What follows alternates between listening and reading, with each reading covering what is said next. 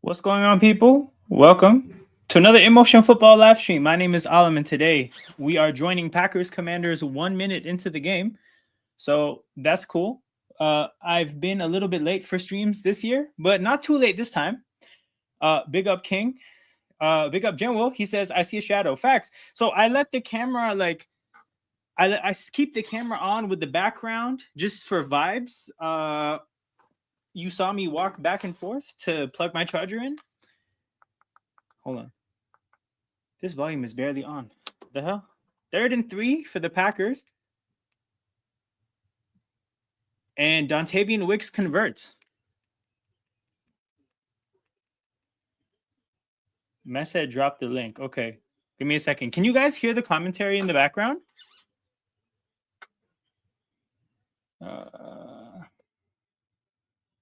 Here we are. But yeah, okay. As an Eagles fan, I'm very conflicted about who I'm cheering for. Actually, don't know. These are both NFC rivals. Both contenders to take something from us. I think the Commanders potentially could take the division from us in theory. Packers could take the 1 seed from us. So I do not know who I'm cheering for. So I'll make sure my audio is up. Okay. I'm adding King and Jen Will to the stream. Although Jen Will's name on StreamYard, the audience can't see it. It's Tyreek's attorney, which is wild as hell. Big up, big up. Hey, this guy's name is Tyreek's attorney. Hey, Do he's not gonna need attach one. any association of this to me whatsoever. I have nothing to do with such idiocy, such blasphemy, such ridiculous nonsense. Hey, I just need the people to know. Did you hear what I said? What's the time at? 2:11 and counting, I think. They just literally went away from the time to show Josh Jacobs' stats from last year as if I give a fuck. I'm at 11:46. Ooh, I just okay. got a flag. You're pretty far ahead of me. Okay, during commercials, I'll try to see if I can find a stream that's better. Oh, I'm way ahead. Yeah. Yeah, I just got to 11:50. Love. Oh, incompletion over the middle. Marshawn Lattimore in coverage, which means there is a flag because that's just life with Marshawn Lattimore. It's unbelievable how washed that guy is. The Lattimore trade should have been a sign of things to come for the Commanders because their GM has a taste for washed athletes. Can you hear me? Not spoiled. Okay, King, your what you said was like very faded, as if you're far away from the microphone. Oh, I was, my bad. I said I'm gonna try not to spoil. Oh, okay. No, it's okay. I don't mind if people spoil this game. Can you hear me now? Yeah, I hear you now. Yeah, my internet is not interneting. Damn. Okay, can you still watch the game though? Yeah. It just froze for a bit. Okay, I think we got a false start on everybody but the center here. You're actually like speaking about King telling you that you're late, yeah? You're actually not late. You know why? Why? Because you did tell us last time that you're gonna start the games from second quarter. Oh, that was a basketball thing I did. I think for football, Yeah. I don't know, man. Football's a little bit more engaging, the whole game. I mean, it's kind of the same. Like, nothing really happens in the first quarter. Ooh, damn it, spoiled. But it might not help. Oh, shit. Oh, you gotta just watch all this. Okay. 1st and 15. Commanders bring 4. Love stays in the pocket, takes a shot to Wicks. Ooh, he just misses Wicks. Guys, I have thoughts and feelings about the Packers doing whiteouts. I like the concept, but why, for the love of God, do they do whiteouts when the weather is good? They need to be doing whiteouts when it's snowing, when literally they're called the frozen tundra. They should be doing whiteouts when it's snowy and cold and frozen. That would be fucking amazing aesthetically. But they choose to do it when the weather is good. I don't get it. Hey, You get don't ready need because to you might question be that. at what I'm talking about. Okay, hold on. Both of you spoke at the same time, so I couldn't hear either. I said I Ooh, gave it. You might be what I'm Someone's talking injured. about. Yep. okay, Dobbs gets 5 yards.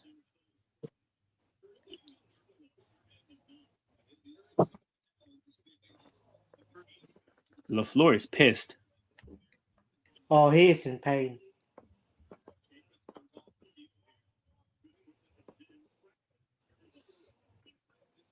Well, okay, shit. Like, nothing much happened on that play. Let's see what happens on this third down. Love takes a step up, takes another shot to a receiver deep, and Jaden Reed catches it in the corner. They're calling it a touchdown. There is a flag in the backfield, and Jaden That- Reed is down. Bro, Yeah, so much that's what I There's was holding talking flag. about. Oh, you're way behind. Yo, so much happened. Yeah, I know, man. During the first commercial, fuck previews. Legit. Oh my god, they're making them replay the down. Legit gonna try to see if I can find a better stream first. Are you an NFL Bites? No, I'm this house is an IPTV house. Hey, General, if you see what I'm saying, don't spoil. Which one? That means it was just something good. if you're at like the 10-minute, 40-second mark, don't spoil. I'm just seeing Jaden Reed go off now. I think Jen was actually where I'm at. Oh, you're No. both Oh. No, Yeah. I'm third and 19. You're about to take the snap. Oh, okay. You're maybe a couple seconds ahead of me. Oh, so you're both around the same. Oh, so I just don't have to spoil both of you. Okay, I won't. Jeez, third and 19. Now I'm like 10 seconds ahead of you, Alan. I think. Oh, okay. Makes sense. Oh, I'm at commercial, so I'm probably like 30 plus ahead of y'all. Bro, you're ahead by a decent amount. 3.5. Jeez, man. Yeah, I'm far behind. Good D. Good Third D. 19 just got snapped. Check down to this back, whoever this back is. Ain't no way. This I'm back. like 20 seconds ahead of you. Okay, definitely finding another channel. Yeah. All right, You need so to find. Jerry, if you're Hold seeing, on, they're rushing and going for it, guys. Chill. Oh, they're definitely they're trying to draw them off sides. They're not snapping this ball. They're not about this life. They are. Nah, I still don't believe it. They are. Oh my don't god, they spoil. snapped the ball. Oh my god, there was a touchdown, but he underthrew it. Trey Amos, Yeah, rookie on that's what I rookie was trying to violence. not spoil. Rookie on rookie violence. As I'm about to find another channel. But first up, Cleveland, I'm like, Green Bay got be stupid. Why didn't they take the points? Okay. I found another channel. It's definitely ahead of what I was watching before. We'll see by how much. Hey, shout out Time to Shine. What's good, Tom? Sorry. Okay, so first and foremost, we can do previews because I did find a better channel, I think. Rams and Titans is the first one we're going to talk about. Rams are 5.5 point road favorites. I think the Rams are just healthily the better team compared to Tennessee. Again, I was kind of surprised with Tennessee's defense against Denver, but I think I'm realizing that might be more about Denver. The Rams also had a low-scoring game. Both these teams had low-scoring week ones. I just think the Rams are better. I expect them to get this W. But I mean, it's a good opportunity for Tennessee in their home opener to have maybe overperform against a good team. But I don't know what you guys think, but I got the Rams winning and covering. Yeah, I got to say, we see what you said. Yeah. It looks like Bill Callahan is a horrible coach. I don't know if you guys have seen the Bill Callahan stuff. Have you? No, I haven't. he basically showed that he doesn't know the catch rule. Like he was talking about why he didn't challenge something, and he's like, "Oh, he only had a foot and a knee." And no, he said the player only had their knee in bounds, not the foot and the knee. And like that's not how it works. One knee in bounds is enough. You don't need a foot and a knee. So showing us that you don't know what the catch rule is, not a great idea. But on top of that, bro, it looks like he hasn't really been able to get an overperformance out of anything on that roster. Like, if you're going to be a good coach, you have to get better than expected out of somebody. And that hasn't been what happened with Tennessee. So, yeah. I'm not all that high on Tennessee this year. Jen Will, do you have any... Do you hate the Rams because you're a Chargers fan? Is that an LA rivalry? No, not really. It's like the Lakers versus the Clippers. It's kind of one, but not really. Hold on. Okay, yo, their Commanders are about to snap the ball. Am I closer now? No, I am at 3rd and 8. Jeez. Okay. Hold on. If you know what, forget the game. You guys can let the people know what's going on. I'm gonna try to find a better channel. Yeah. Okay, so for me, since I'm ahead, it is 4th and 4 or 5. 4th and 5. Oh, the Commanders went 3 and out. Yeah, they did. 3 now.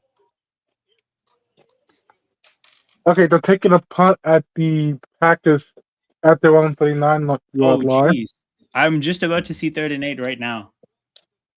All right, so you're a little bit closer, but they just took the punt. Damn, I'm about to play behind. Okay, pocket collapses around Jaden McDaniels. Oh my god! They went for it? No, here, since you're a little closer, I'm still not going to spoil. Damn.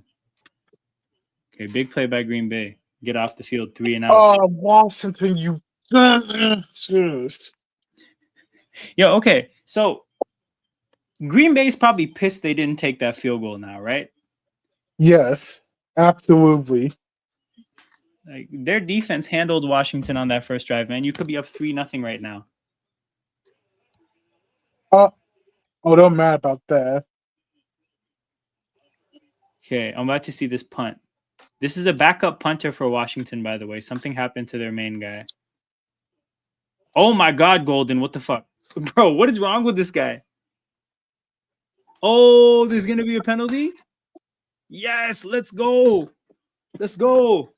I'm not the only fan base to have to deal with these new taunting penalties or like sportsmanlike conduct penalties. Does he know, Chad? Oh no. Are they going to pick the flag up? No way. If they pick it up, that's going to be so shit.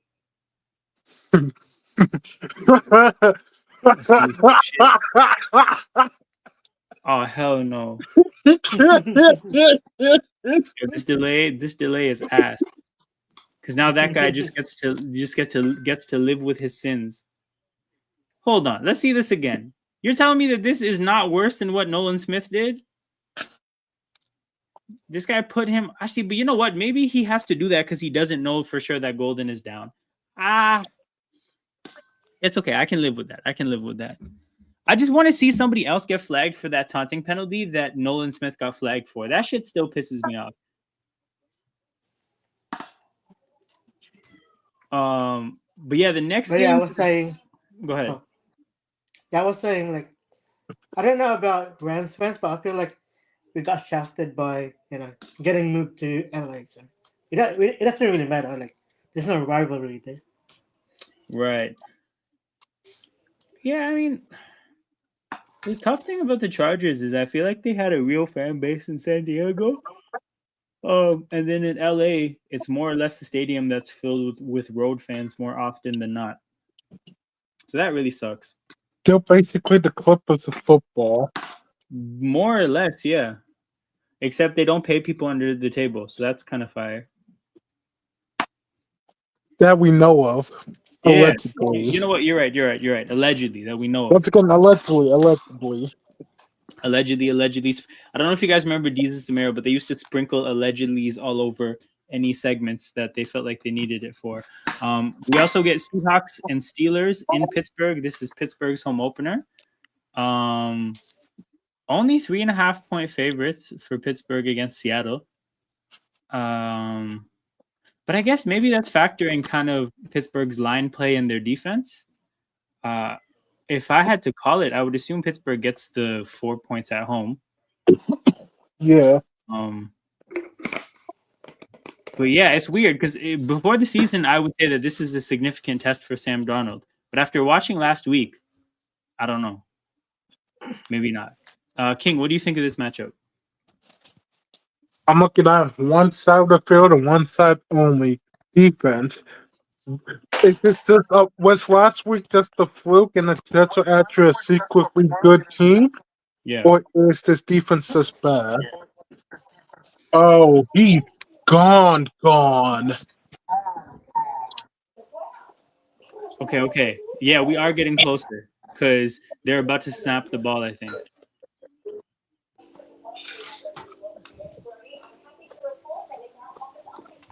Hell yeah, let's go Green Bay. Play action fake, roll out to the left, Tucker Yo, Kraft. we got a ball. Gone? No, I guess not. Damn, I'm 2 plays behind.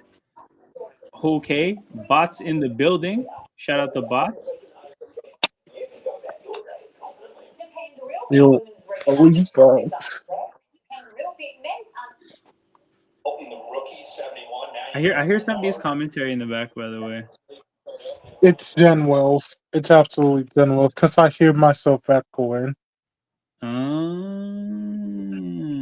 Yeah, he just muted. We're good. So they showed JJ Reed coming back. Oh, handoff. Is this the guy that's gone? Wait, so it was Tucker Kraft that was gone? No, Reed. Oh, okay, makes sense. Yeah. That doesn't look good. But also, it's early in the year, and that doesn't look like a season ender either. So at least there's that. I know, but that's still like a valuable weapon from Green Bay. It's true. So now we got Savion Williams that's getting more snaps. He's got dreads and a guardian cap. That's a look I don't think I've seen. Love has time. Oh, he has a wide open Tucker Kraft. Why did I bench Tucker Kraft this week?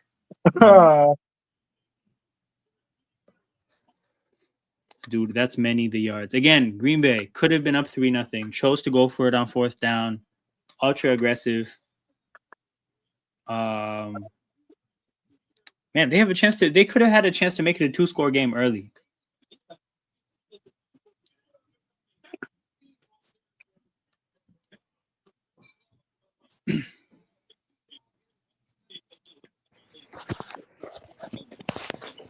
Which snap are you on right now?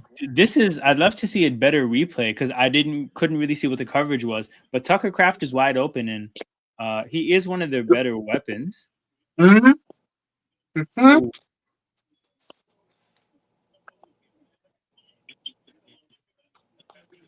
Especially with Reed out, he's definitely one of their better weapons. And I think I don't think I've seen Golden. I feel like they might be punishing him for catching that punt.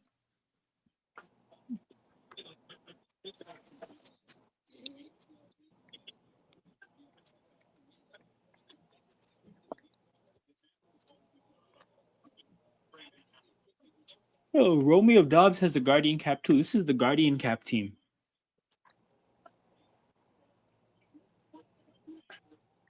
Golden in motion. Love another play action. Lots of play action today. And he more or less throws it away. Dude, if they take a field goal here, that would be disappointing.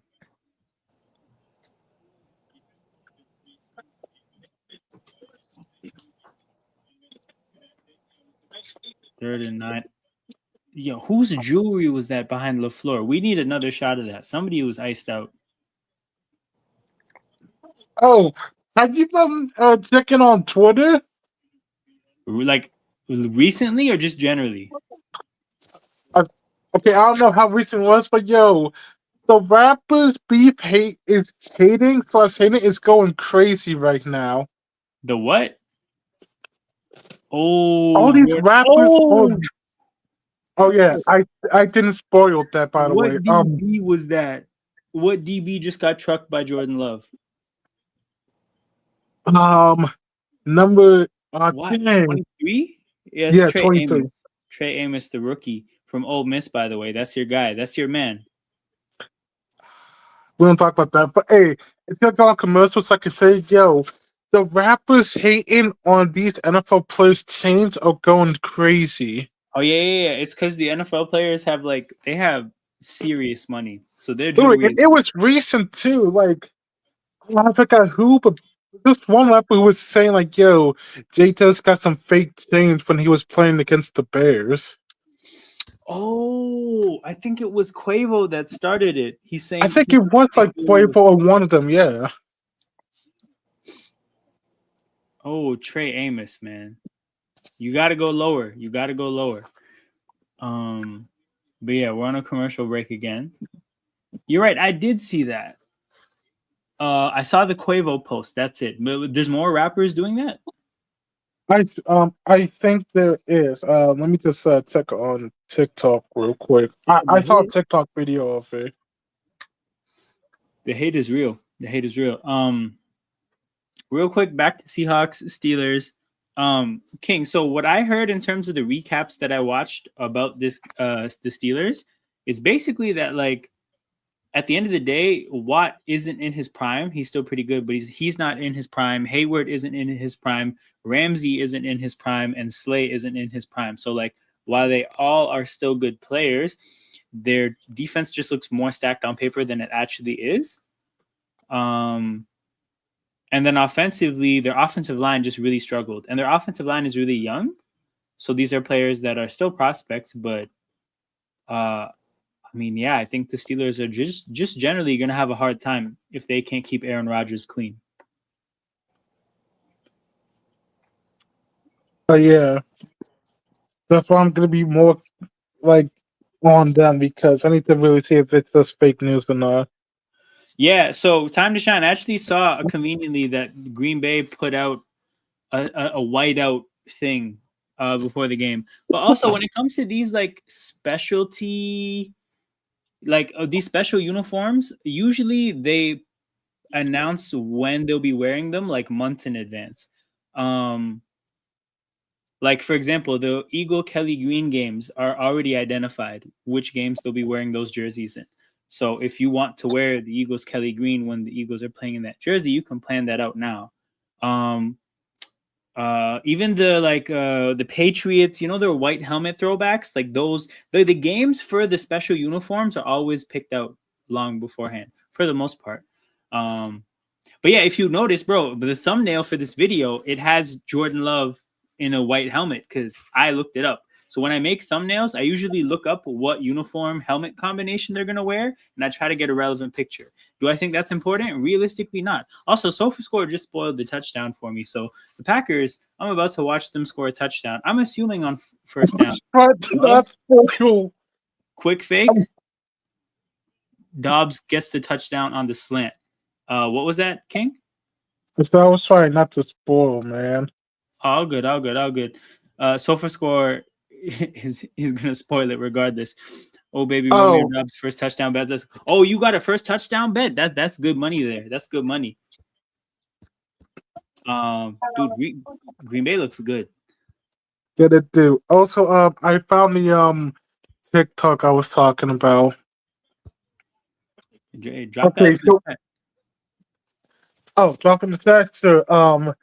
It is okay. It is only quite. I thought there was more, but not. It's just Quavo. Oh, it's just Quavo. I wonder what his issue is. Shout out to Jez. Good to see you, bro. Love is hooping right now. Again, this should be a 10-0 game. Green Bay just passed up on a field goal to be aggressive. We saw Green Bay show up and beat Detroit easily. And now it looks like there's a chance they might have a similar kind of game against Washington. So Green Bay coming out to start the year and making statements against fellow NFC contenders. Because if you were to speak to most people before the year, you would identify Washington and Detroit as at least top 5 contenders in the NFC. Really, they've seen everybody but Philly, who they lost to twice last year, but they are a much different team from the standpoint of Parsons is a game changer defensively, and Golden is supposed to be a game changer offensively.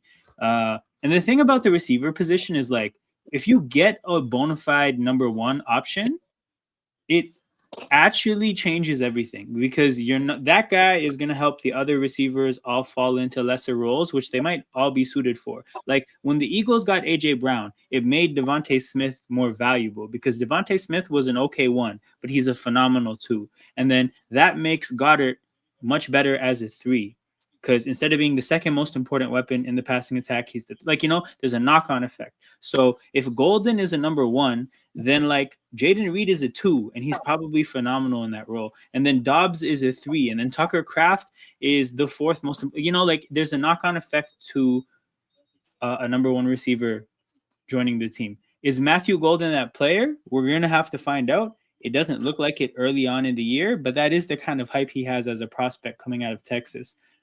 The first round pick, the first Green Bay receiver taken in the first round in I think 30 years. So it's not something they typically do. There's a TikTok here. Okay, let me open this on my phone. So Jaden It's the one that you said, like, then. Yeah. Jaden Daniels, my friend. Fight back.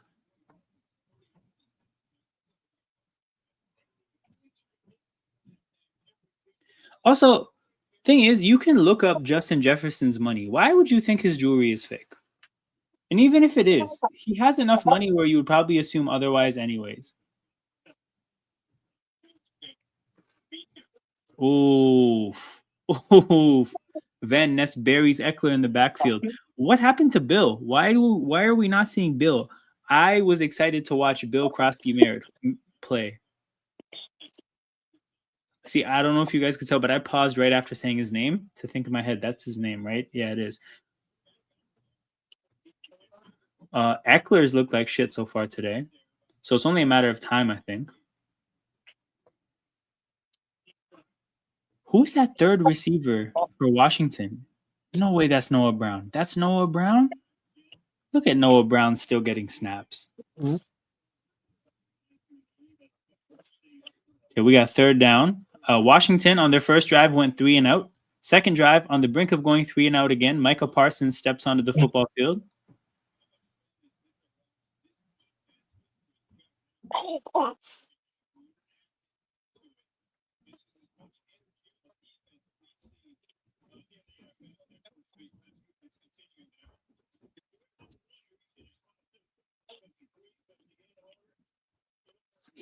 All right. 3rd and 7. Nobody spoiled it for me, so appreciate you guys, even though you guys don't have to. Oh, no way. I'm not even saying no way about him getting close to the first down, but no way that in that kind of a situation, the best you can do is a check down. Washington's execution so far in this game has been horrible. Oh, it's on an offensive lineman. Yeah, so Jez, they're going to accept the penalty and they're going to make it 3rd and 17 and make them do it again. Yeah. Because if it was 4th and 1, they might go for it. And the penalty is on Allegretti trying to block Parsons but struggling.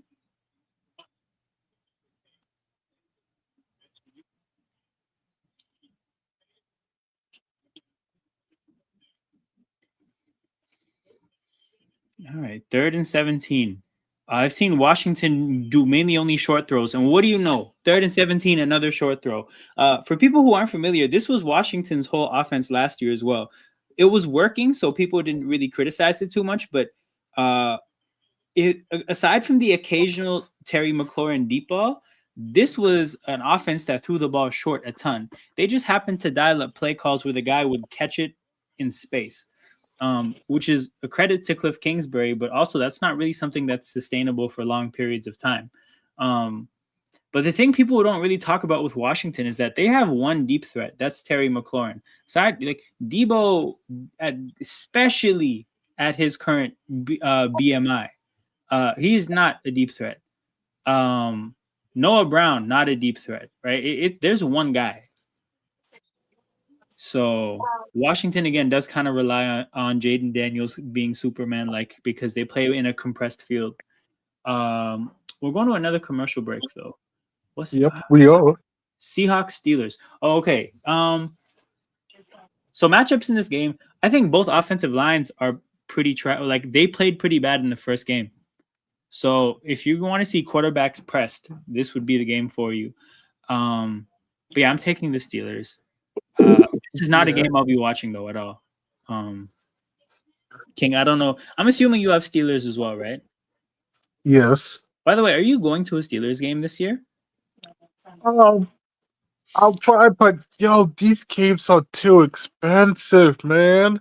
Yeah, I know. They keep getting worse. I tried to go to do you know how much it is to go to a Brown Steelers game? Oh, I can imagine. Yeah, I mean, $600 a piece.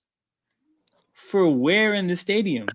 Okay, it's at the visitors, but guess what the very top of the stadium is? No way. $300 a piece for the very top of the stadium. Yeah. So that's about on par with Philadelphia for a lot of games.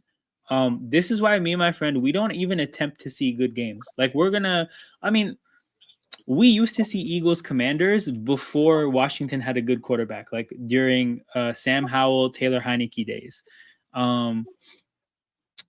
We saw we have our eyes set on, like, it's not confirmed yet, but the Giants game this year, like these tickets get way too crazy for good games. Dude, it's robbery. The free market is horrible. And the problem is too, is the people with the big money that go to these games, they don't even care about the games.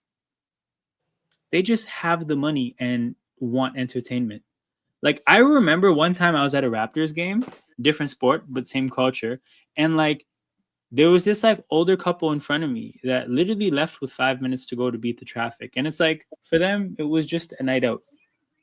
It's like kind of like almost like it's almost as if that was like going to a play for them. It's the same thing. And it's like, well, may as well beat traffic.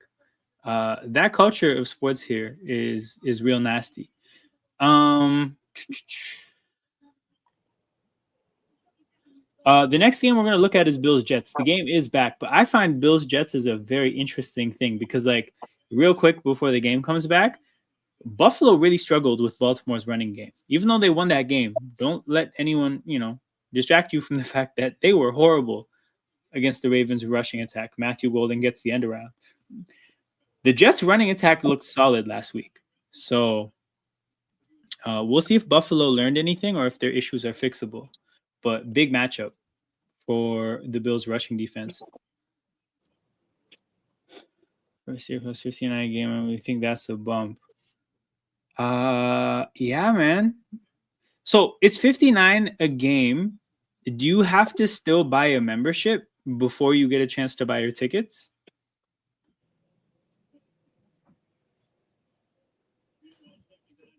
Second and 4 for the Packers. Love drops back. Love. Oh, okay. Commanders finally get pressure. Who got there? Von Miller and Jacob Martin. Oh, Von Miller is on Washington. He is.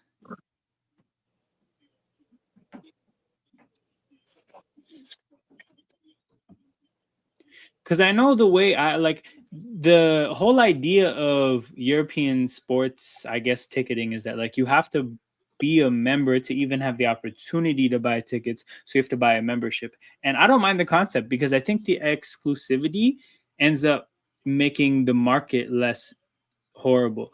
3rd and 14, check down to this number 30 guy again. Is this Emmanuel Wilson? No, this is Brooks. Okay, I need to learn who that is.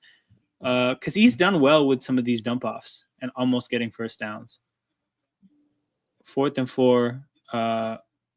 Commanders defense finally keeps. Why is Jordan Love still on the field? Yeah, 25 for a membership. No, I figured. But that's the thing. Like the 25 for a membership is still going to weed out all the people that are like the couple I was talking about earlier. And that's what we need. They are not snapping this ball, man. If Washington fell for this, then they should have to just forfeit the game immediately.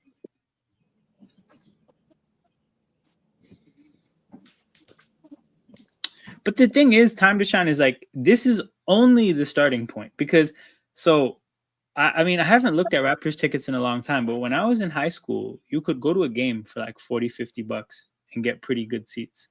And even NFL games, like I do remember it being what I would say is like $60 to $80 range. And it just it changes quickly. Because once it cracks the like, because if you think about it, it's about like people's spending ability. So once you crack 200, that group of people can probably spend up until like 600, 700, because you know the pocket of people that like 200 is possible, but the limit is very small. So it's like you kind of either have it or you don't. So there is a number that once you get to the people who have money number, it just skyrockets from there. I can't sell it on the open market. If I don't want my ticket, I can't. Yeah, you have to find somebody through your personal network, right, to sell it to. But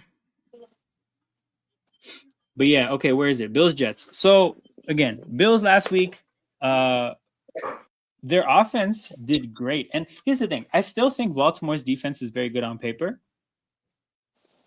I think they had a bad game, but I think a part of their bad game is the fact that Josh Allen did some amazing things.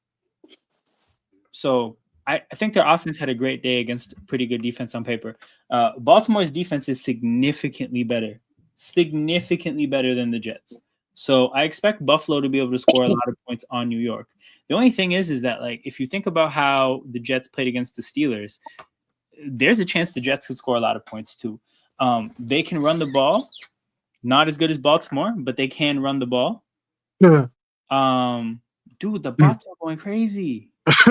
Hey, bots, like, look, I let you guys live, but respect. Like, don't make my chat too crazy. Don't make the chat too crazy.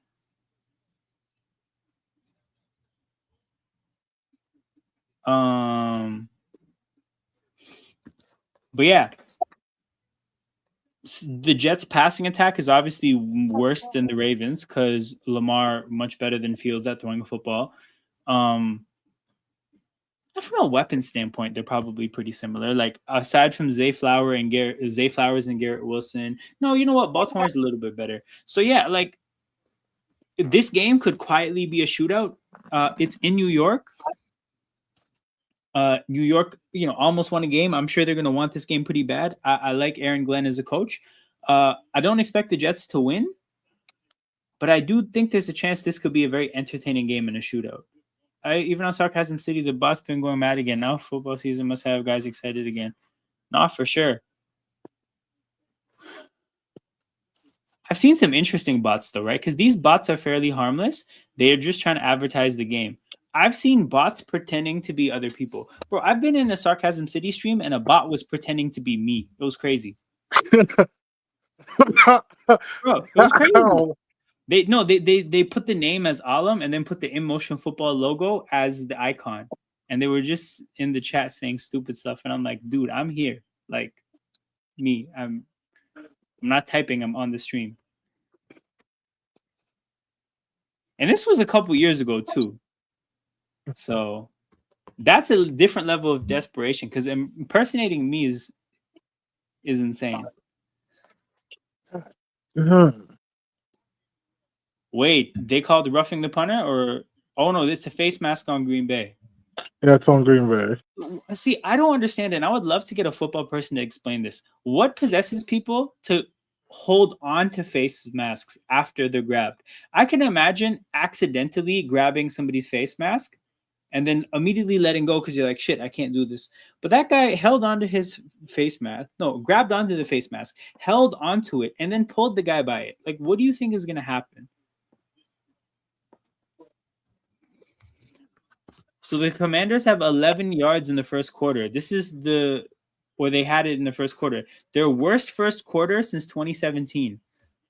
Debo Samuel gets the little short pass. I'm telling you guys, Washington is short pass FC. And that's a part of the reason I think the Eagles were able to keep them in check in the NFC Championship game, because it's just about winning the chess match between your defensive coordinator and Cliff Kingsbury. If you get a bit of a feel for what they're like, exactly what kinds of who they're going to try to get the ball to in what ways, they don't really have the adjustment of going deep. Daniels, another short pass to Debo, except this time the defender falls, so Debo's going to get some yards. But yeah, man. Check down after check down. They could have drafted Bo Nix if this is what they wanted to do.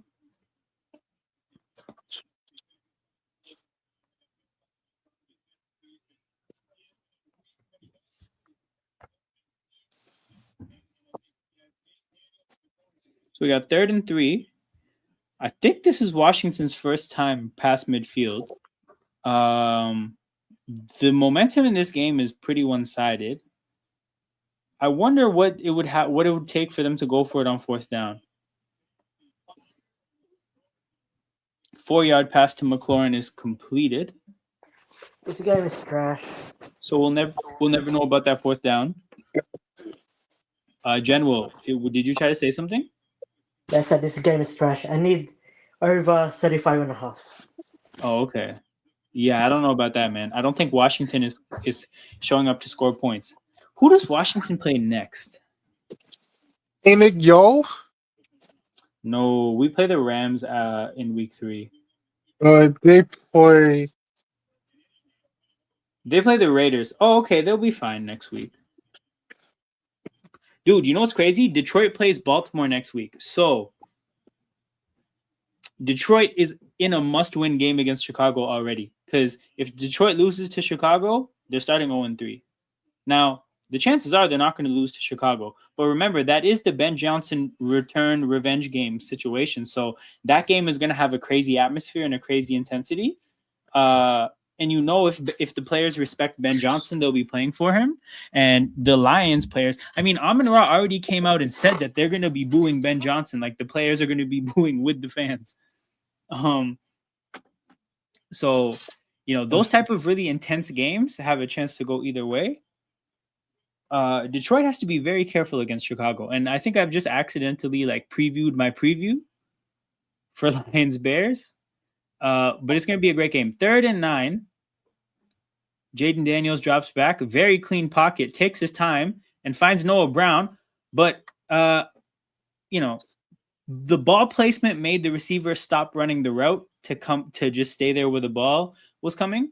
That let the defender actually recover pretty well and be able to make a play on the ball. If you're Jaden Daniels there, you know, this is very definitely nitpicking, but if you lead the receiver out of bounds or closer to the sideline a little bit more, you know, he's open, he gets to just catch the ball, but the receiver there has to stop, jump, stay in place, and that gives the opportunity for the defender to punch that ball out. And it is a good punch out by Keyshawn Nixon. You got to credit him for making a play there, but I thought that punt may have touched the Packer. I think it did. No, it didn't? Okay, never mind. But yeah, stinky start to Washington's offense so far. Jordan Love and the Packers are going to start at their own 9. What are they reviewing here? Who gets the ball second half? I believe the Commanders. Let me see. No, it was Green Bay. Yeah, Green Bay started with the game. Started the. Remember they went for it? Yeah. So Commanders start the second half. Dude, yeah, not good ball from Washington so far. That's what had me looking at Washington's schedule, because from what I'm seeing, you know what though, they have a pretty good schedule. Next 2 games against the Raiders and the Falcons, they're lucky. They play the Chargers in week 5. General, I'm gonna need your help in week 5. But yeah.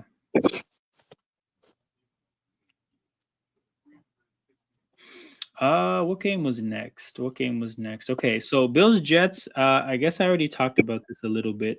Shootout potential. I do have the Jets winning. Sorry, the Bills winning. Uh, I would have to figure out whether I have the Jets covering or not. And you know what? I'll have the Jets covering. So let's go Bills winning, but Jets covering. The next game we're going to look at, oh, conveniently, it is Bears Lions. So that's great. So the Bears will take on the Detroit Lions in Detroit. I believe Detroit is what, 5.5 point favorites? No, 6.5 point favorites. 6.5 is a lot. You know what that is though? I think that's more about Chicago than it is Detroit. Because to me, in week one, when I watched Detroit, I did not see a team that deserves to be 7 point favorites against very many teams.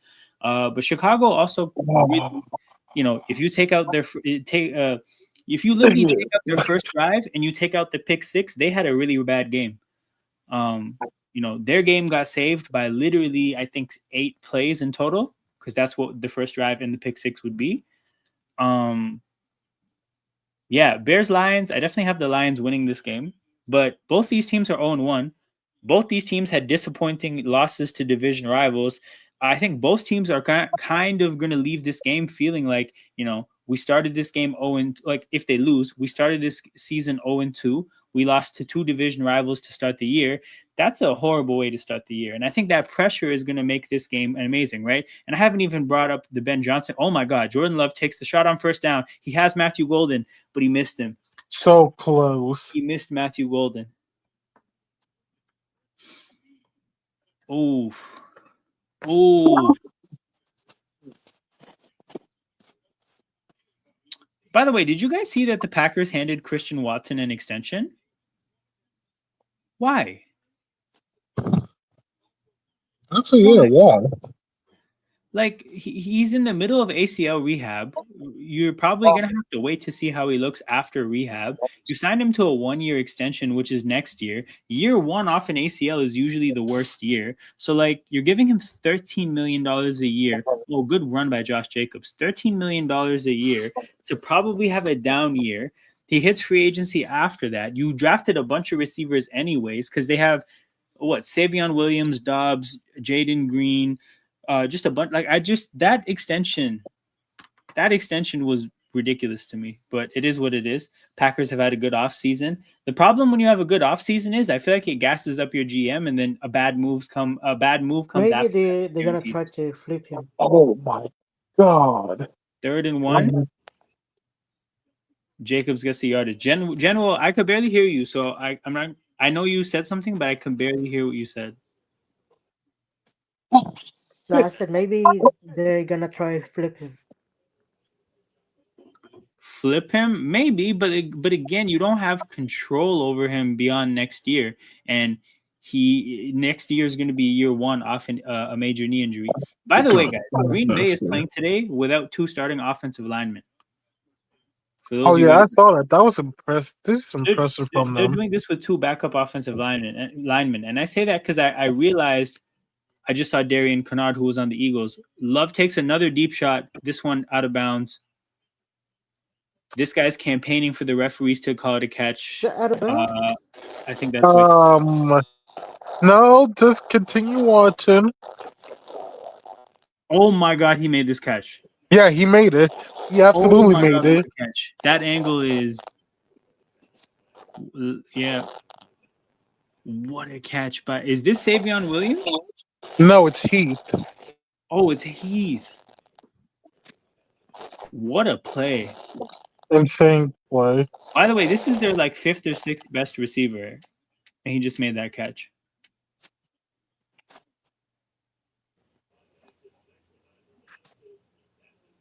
Did they do the quick review? Oh yeah, he got it.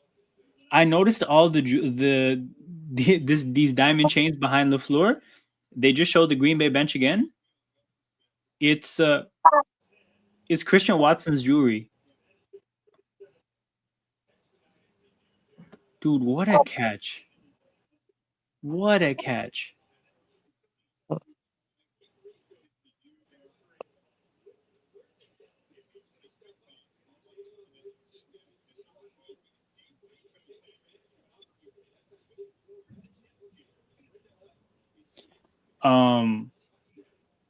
Yeah, let me get Bears Lions off the screen, man.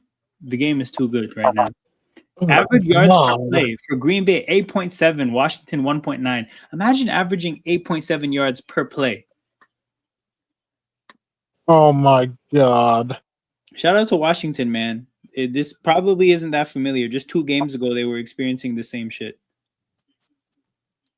They're gonna sell another unit to play, so get ready for that one. Hold on, your audio went like from the. Oh, It's like you're yeah. in the room beside the microphone now. I said, get ready for another yardage like staff line. Okay. Yo, Rushing yards these 48 bots to are 4. going crazy. Yo, the bots are doing the most. Who Hey, man. did? God.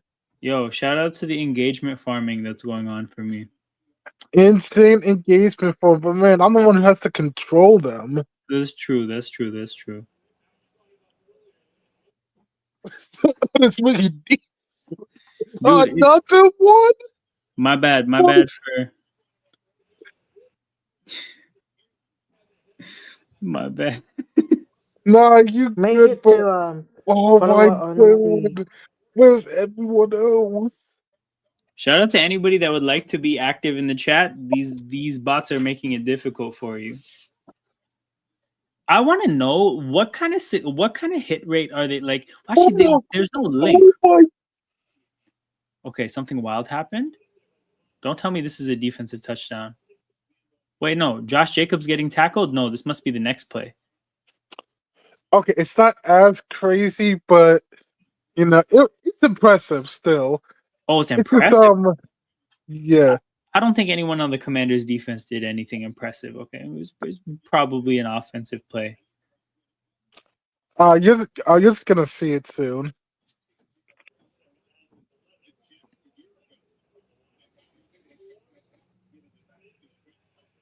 Second and 11.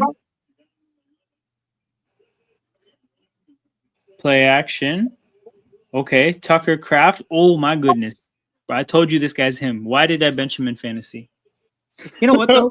I can't be hard on myself because I benched him for Trey McBride. It's my dynasty, and I actually having Kraft and Trey McBride is tough. That's a tough call to make every week. But like, he's hooping right now. Good for Tucker Kraft. Who is that number 3? Let me see who that is on Washington. That's what I was trying to say. Like, who's number 3? It's something Harris. Oh, shout out Rasta Stocks. I remember Lee Gunner Rager stream one night. Bless up. Shout out to Rasta Stocks for sticking around. Appreciate you. Yeah, I think Lee Gunner rated Faz, and then Faz rated me. So yeah, there's a bunch of people that stuck around. I think I gained like 30 subs from that stream, and I think most of them are not NFL fans. So I don't know what. Like, I think they're just sticking around for, to show support. So that's definitely very cool. Shout out to you, Rasta Stocks. Because we ended up having a long conversation about sports that stream. Josh Jacobs punches it in 14-0 Green Bay. Dude, what a start to the year for Green Bay. Who does Green Bay play after this? That's what we need to check in on. I'm about to check. Packers. They play the Browns, the Cowboys, and then they have a bye week, and then the Bengals, Cardinals, Steelers. Dude, they have a chance. They have a real chance at starting 8-0, because then they play Philadelphia, and then obviously that's a. Are you using OBS or StreamYard? StreamYard. That's a heavyweight bout. But okay, you know what though? Green Bay's end of the year is insane. Okay, King. In their last 1 second, let me count this: 1, 2, 3, 4, 5, 6, 7, 8. In their last 8 games, they get the Vikings twice, the Bears twice, and the Lions. So they get 5 divisional matchups, and then the 3 non-divisional matchups are the Broncos. No, you know what? Hold on. This is their last 7 games. So 5 divisional matchups, and then the non-divisional matchups are Baltimore and Denver. So those last 7 games are going to be really tough for Green Bay. For Green Bay, they have to get all their wins early if they want to get the 1 seed. And if you think about the rhythm of a season, right? They're going to start out hot. They're going to win a lot of games. They're going to play good football, and they're going to build a lot of confidence. But as you get to the end of the year, and the injuries start to pile up and the weather starts to get different and football is starting to look a little bit different, your high flying passing attack maybe isn't as effective. Um, if they go into the playoffs with no rhythm and momentum because those last 7 games take a chunk out of them, that's not the best for them. Like that's not good. If you look at the Eagles last year, they were on a steady climb throughout the year, right? They started the year horribly and they just gradually got bit by bit a little bit better over the course of the year. I think it's going to be very difficult for Green Bay to do that because those last 7 games are tough. This might be a cook game unless Washington wants to throw over 10 yards. This is true, Jez, because this is the other thing you have to keep in mind. Washington, I mean, this is actually a football thing, a pretty common football thing, like European football, of a team not being built to make a comeback, right? Washington is not built to make a comeback at all. If they get behind, it's looking ugly. Again, they just don't have big play potential in terms of deep passes. Their ability to get touchdowns relies on like 8, 9, 10, 11 yard play drives. So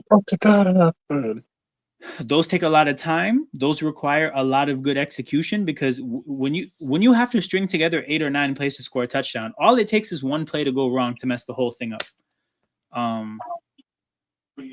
So you got to get a lot of things right pretty consistently. You know what? Sunday Night Football, Falcons, Vikings. We might have to do fire up the season predictor and predict the whole season again. Oh, damn. That's what happened. What happened? Oh, the game is back. You're going to see this, yeah. What team in the Prem do I support? I'm a Chelsea fan. Oh, somebody's hurt. I'm technically Newcastle, I believe. Yes. You were assigned to Newcastle. Dude, who is this that's hurt for Washington? Being a fan of every single sport. Oh, Dietrich Wise? Oh, that's Yeah. a good player. The You're going to Patriots. see why he got hurt. Oh, is that what you were reacting to? Yes.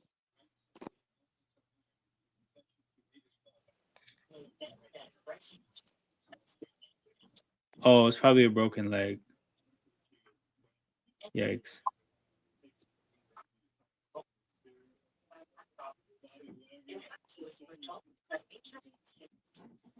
Jeez. Always a rough moment when somebody gets hurt and the card is out and the whole team is in a circle. Good rotational rusher for the Commanders for sure. I'm gonna just try to stay more locked in for the bots. Just gotta hang up some laundry. Damn, you guys are in there in the trenches against these bots. Is there somebody else on the stream with you? Yeah. So there's a guy in the background. His name is King. He doesn't have his video on, so I just let the audio rock in the background. Pittsburgh Steelers fan. He's the guy who mentioned he's a Newcastle fan because I told he was deciding to get into the sport, and I told him to be a Newcastle fan. That must not be fun for King. I feel like I should have given you a team that I thought they would have upside and like you would be at the beginning of a journey. But that went left pretty quickly. Hold on. I hear the TV in the background. Oh, might be me. Let me put it down. What's going on, Sai? Sai, have you been watching much of this game?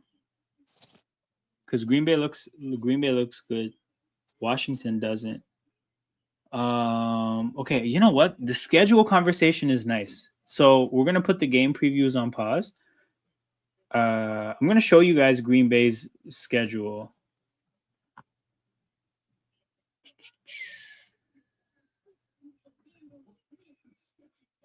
Okay, here's the last 7 games. You get the Vikings, right? Divisional opponent, good team. Ravens, great team. Bears, twice in 3 weeks. And again, you might look at the Bears and say they're not the best team, but that's a heated rivalry and a divisional opponent. You got the Broncos, who very good defense. I think that they're going to be a good team. So that's a tough matchup. Then you have Detroit and then Minnesota again. These last 7 games, let me get the comment off the stream. these last 7 games, dude, Green Bay has to, they have to hit this part of the year in stride. They can't sleepwalk into this part of the schedule. Newcastle will be fine, but they got to operate better. They want all summer was no. Oh, I didn't know they didn't have a director. I just know that their summer was going horribly, but that makes sense why everybody rejected them. I watched them the second half. I'm watching Flawless' stream. What are they streaming at Sarcasm City? We'll tell him to learn about his club's history. I mean, that's true. It's not like you can learn Newcastle's history and expect a whole lot of winning. But I just told them to do it because of money.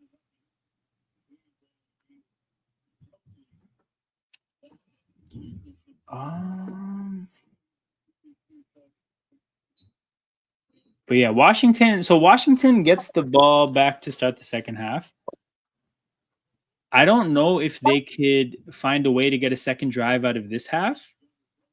If they spend the next 3-4 minutes going down the field and then they give Green Bay the ball back for the last drive, then they don't capitalize off the opportunity to have the ball back-to-back drives. Yeah, my reservation show. Oh, this show is going to be great. I'm going to have to watch this back after the fact. But I know they've been teasing it for a while. Nice, and I'm always tapped in for the yard match every week. So we got 1st and 10. Michael Parsons on the field for first down, which hasn't really happened much.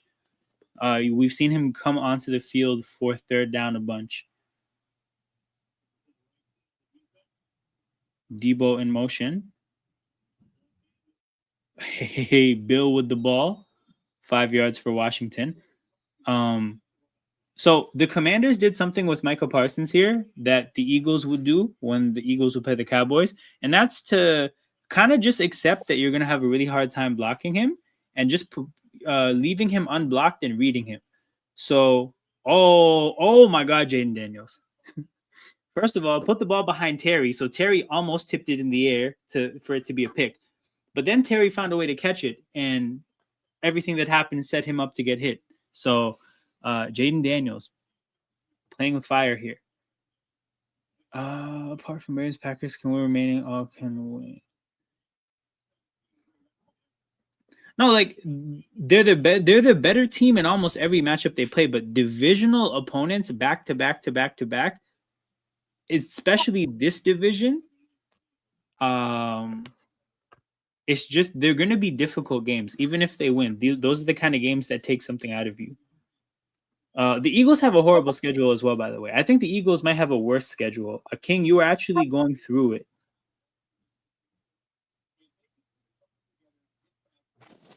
Yeah, when you were playing Dallas, we did go through it a little bit. First of all, look at this. Commanders, Bills, Commanders to end the year. Commanders, Bills, Commanders. That's rough. Now, again, I think the Commanders might not be that good, but as I stated with Green Bay, these are divisional opponents. Oh my God, that was close. And then, yeah, there's actually the Chargers before this. General, I will look the Chargers up in a second. Brandon Coleman hurt for the Commanders. Total yards 243 to 42. Commanders schedule. Let's see.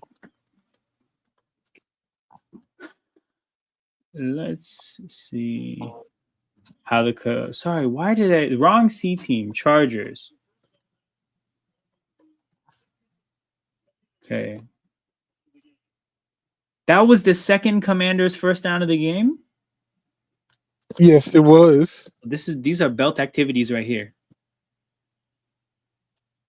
Daniels throws a poor placement on an out route, and Valentine had a chance to jump on that ball. That was nearly a pick. Okay, down the stretch, you guys go, oh my goodness. You guys go Eagles, Chiefs, Cowboys, Texans, Broncos. The only layup, so to speak, is Dallas. And the thing is like Dallas is they're not a bad team. So when your easiest opponent is an average team, that's a rough ending to the season for the Chargers.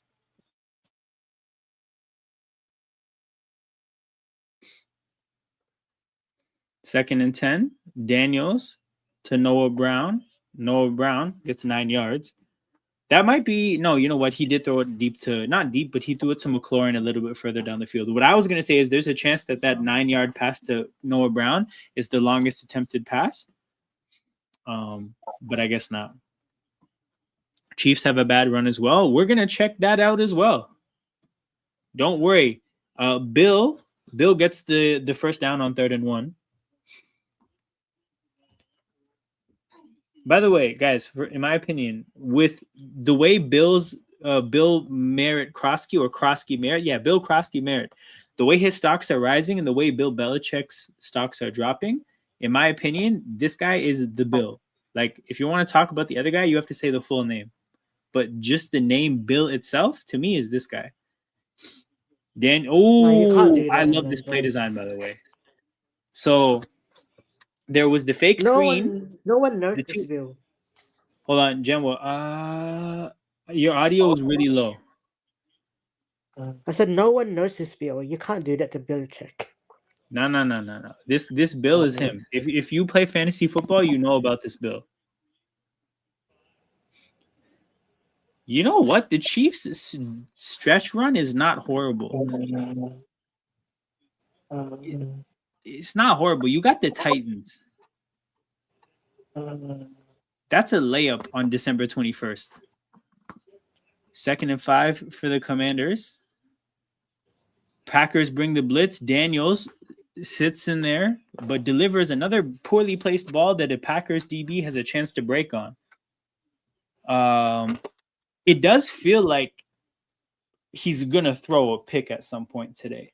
And I just say that mainly because it seems like the Packers are getting pretty good coverage on these receivers. And obviously with the pass rush, he doesn't have all day back there. Is this the second year slump? Potentially. And so I don't know if you guys remember my recap for Giants Commanders, but I said that because we don't know about the Giants defense yet, we don't actually know how good or bad that week 1 performance was for Jaden and the Commanders. Jaden takes a deep shot to Terry McLaurin, but he throws it into double coverage, has to place it very precisely, and it's really easy to miss a pass when you're trying to hit one specific spot. Throws it out of bounds.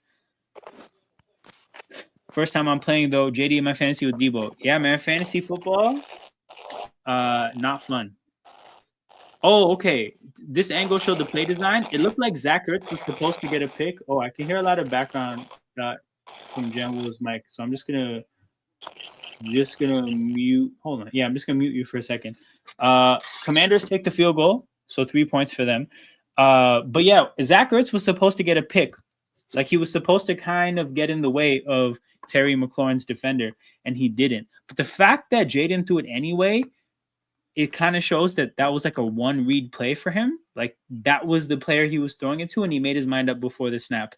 That's not effective quarterbacking.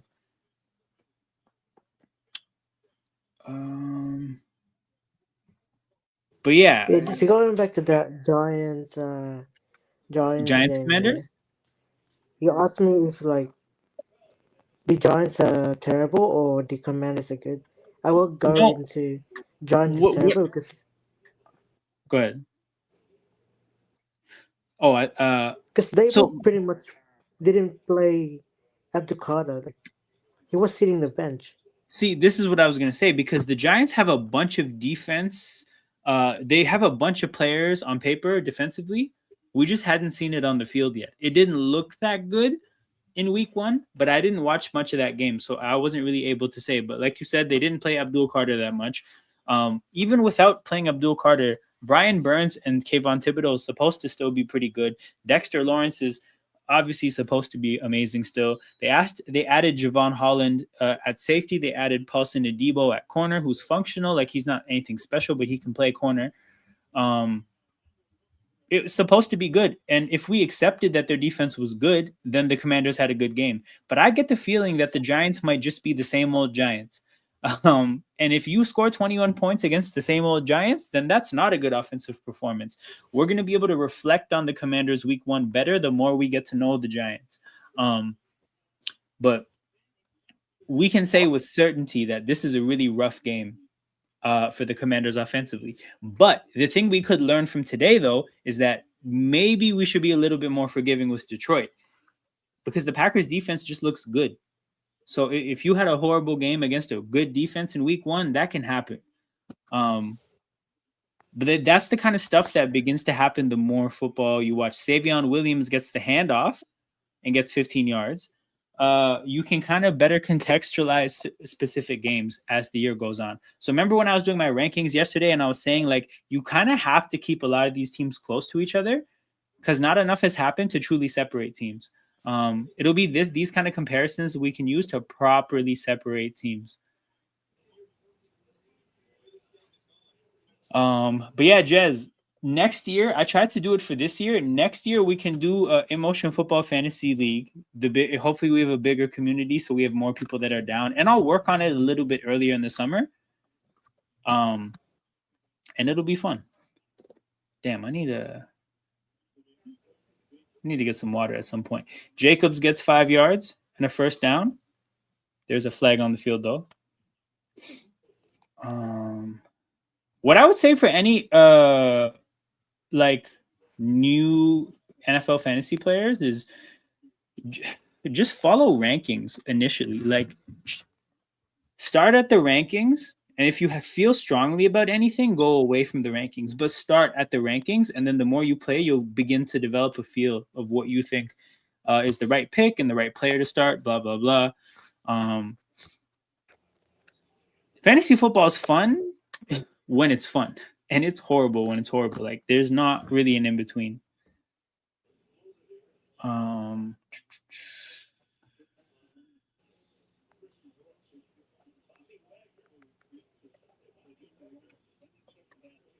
Second and 12.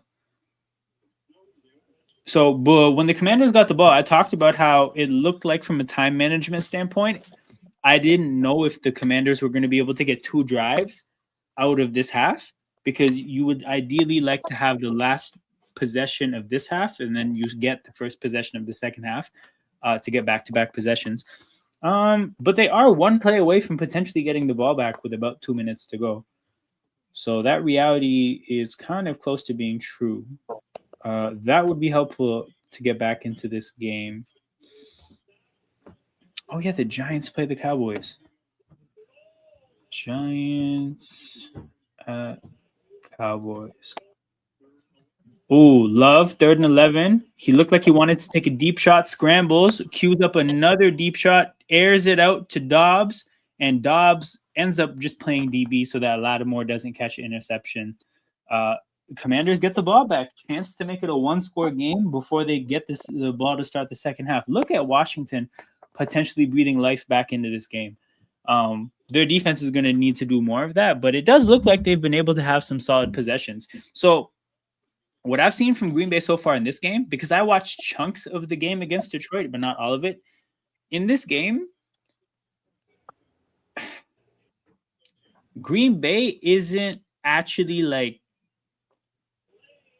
they're either getting big plays or they're not really getting plays. We saw how big their average was, 8.7 yards a play at some point. That's not a product of consistently churning out these 8-yard gains. It's a product of chunk, nothing, chunk, nothing. The chunk nothing offenses, which I guess is a phrase I just coined. Thank you. Those offenses tend to falter at some point. The offenses that I buy into more are the offenses that consistently churn out at least something on most plays. But these kind of offenses that have these big have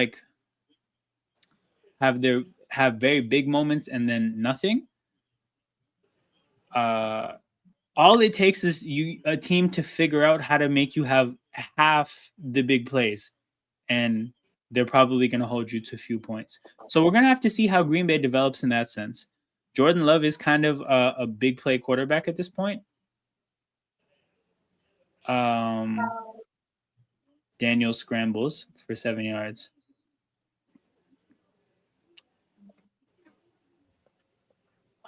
Who's the Packers that's got a Philippines flag on them?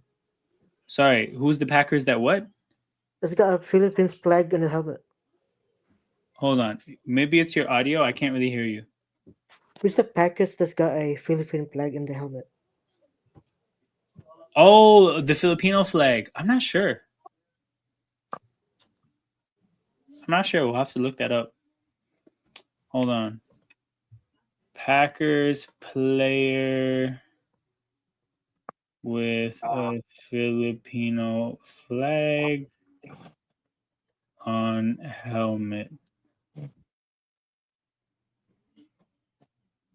Oh, Josh Jacobs and Sean Ryan. There's two.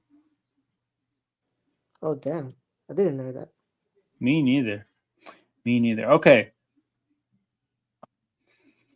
Oh yeah, Bears Lions was the game I was talking about. So, like I said, this game is going to be intense from the standpoint that these are division rivals. It's going to be intense from the standpoint of the loser goes 0-2, losing 2 games to division rivals. That's not exactly a season ender, but it's close.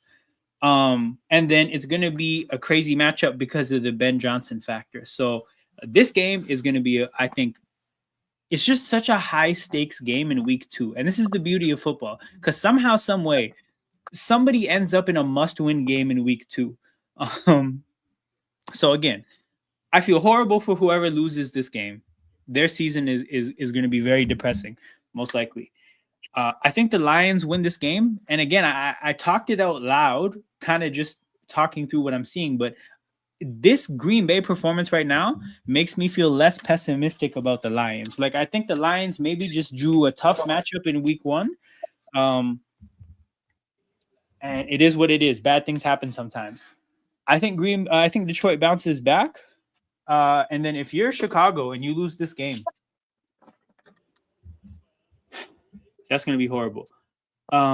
What I saw from Chicago in week 1, their new and improved offensive line, it didn't really look that new or that improved. It shouldn't be like that, but we'll see if it changes. Detroit's offensive line didn't look good either. So these are 2 offensive lines that have something to prove. We'll see if either team can get a good performance from those units. Did either of these teams run the ball well? No. Both these teams had similar struggles offensively. I think the Bears defense just had a better game.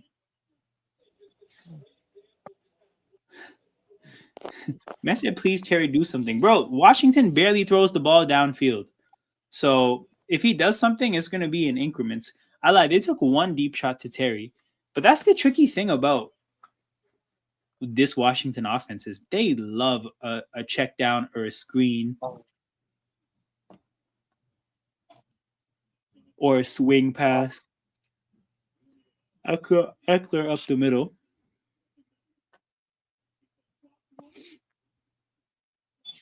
Hope I didn't change my pick to the Commanders because of the Packers offensive lineman being out. Let me see. Hope I didn't do that. 2nd and 5 coming up. False start Washington. Oh, yes, I still locked in Green Bay.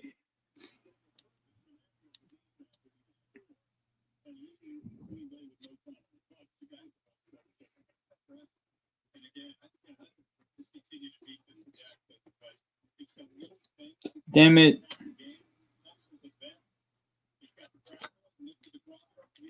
Oh, it was Laramie Tunsil that got the false start too. Jesus, Laramie. Come on, you're the vet. It's not supposed to be you doing that.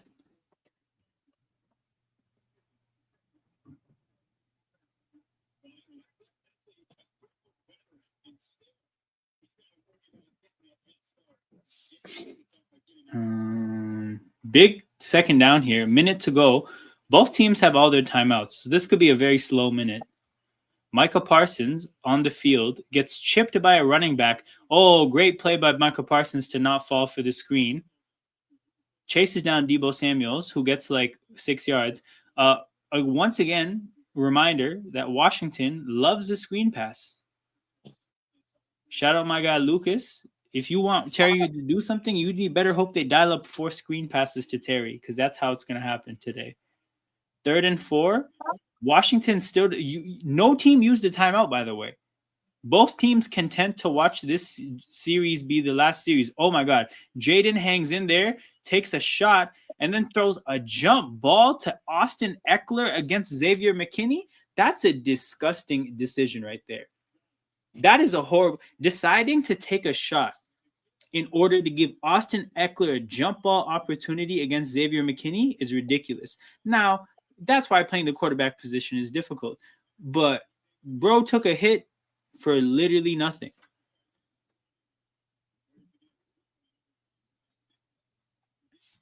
Oh my goodness. Now Matt Gay has to kick a 58-yarder. By the way, man, Green Bay should have just took those 3 points. It could be 17-3 right now. And Matt Gay misses the kick. Dude, if the Packers took a timeout, they could have had more time. They're going to get the ball back and maybe get their own field goal. They're going to get the ball back at their own 48. So if they were to kick, conceivably, if they were good, they could kick a 70-yarder from this spot right now. All they need is 10 yards to make this worth their while. And you know what's messed up? Because all they need is 10 yards, Washington has to guard the whole field. Green Bay could take a deep shot here, and they have a respectable chance.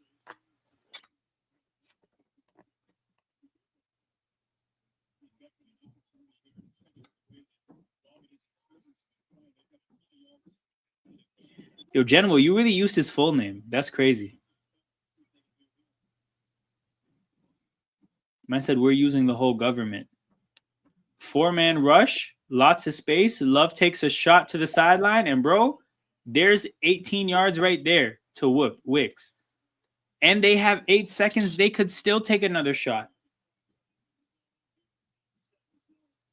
They could still take another shot. Where's the ball right now? The ball right now is at the 42. No, it's not. Yeah, it's at the 38. This is a 56-yarder as is. You know what? You can drop back, fuck around, and think you have the ability to make somebody miss and waste time. Hand it off. Facts. Great decision. Josh Jacobs up the middle. Easy yards. Timeout. 4 seconds to go. Great decision by LaFleur. Now McManus can kick this field goal, make it 17-3. What a half for Green Bay. Washington, you guys might suck. You guys might suck just a little bit.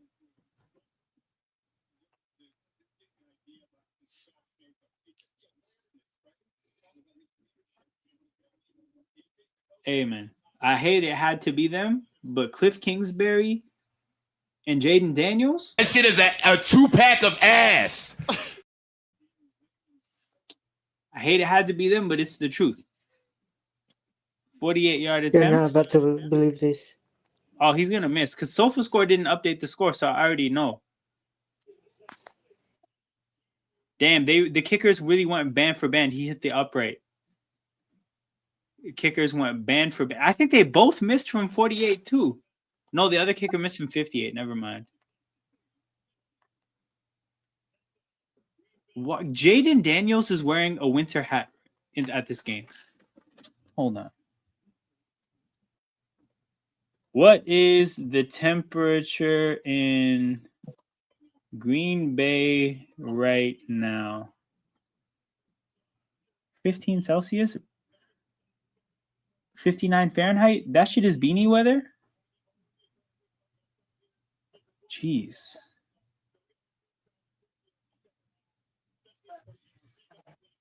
Yo, what do you guys want to do at halftime? Do you guys want to preview games, or do you guys want to do grids, or do you guys want to look at schedules? I'm actually into looking at schedules right now. We did AFC teams mainly. Chargers, Chiefs. Let's look at the Ravens schedule. I was actually gonna say the other Ray team. Wait, who? The Raiders. I'm just curious, like. Oh, the Raiders? Man, they're losing to whoever anyways. Ravens get to go Cincinnati, Pittsburgh, Cincinnati, Patriots, Baltimore, Green Bay, and you know what? This isn't easy.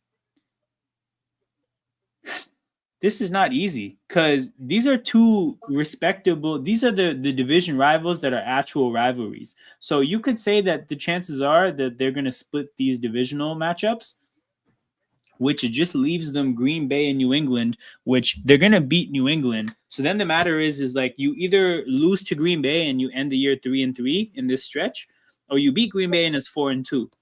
But you're getting 2 to 3 losses down the stretch likely anyways. And even if you sweep one of those rivals, there's a chance you lose to Green Bay and end up at 4-2 anyways.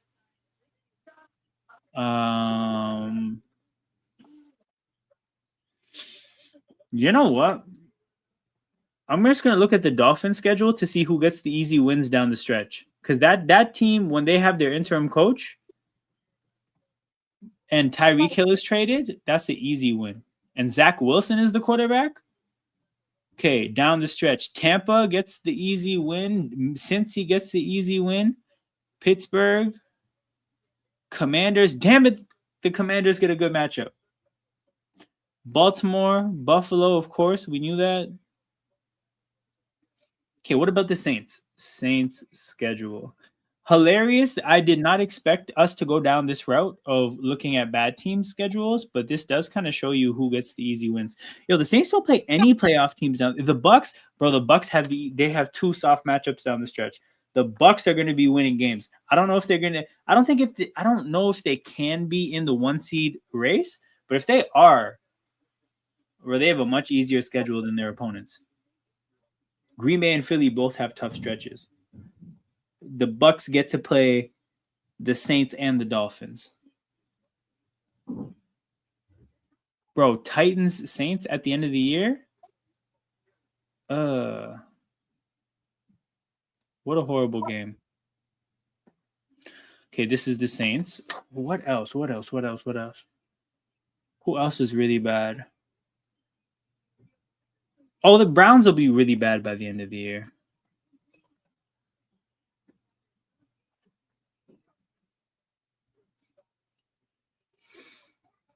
Cincy, you know what? Cincy has a respectable schedule. Cincy and Tampa Bay, two teams that have a decent opportunity to make up ground towards the end of the year.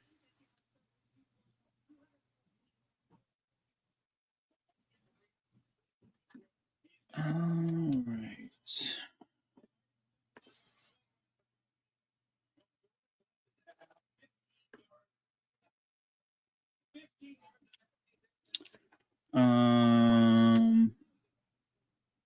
Okay. You know what? Well, I'm gonna do the preview during the games. Let's do a predictor. I'm gonna do the whole season during Sunday Night Football. Streets need that. I'm just gonna go team by team. Continue without supporting us. Reset.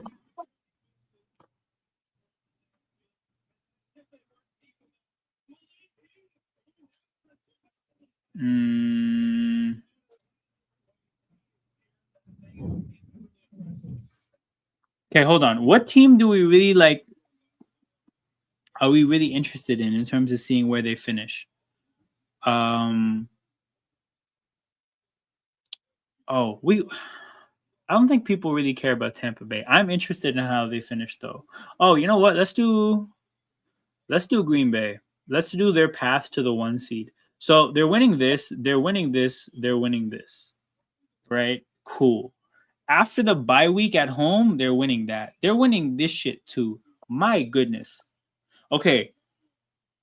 They're winning this.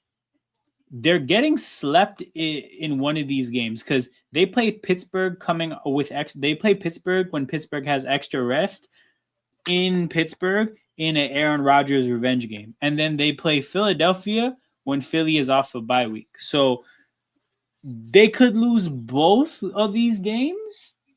And I literally have them winning 7 of their other 7 games. So let's just say Pittsburgh and Philly catches them. They're going to beat this team, and then they go into their stretch run at 8-2. And remind you, in my opinion, this is the worst case scenario. There's a chance they could be 9-1. In this matchup, in this division, I have a hard time thinking that they sweep the division. Best case scenario, they maybe win 5 games. I think the likelihood is that they win 4 games. So let's have them splitting against Minnesota.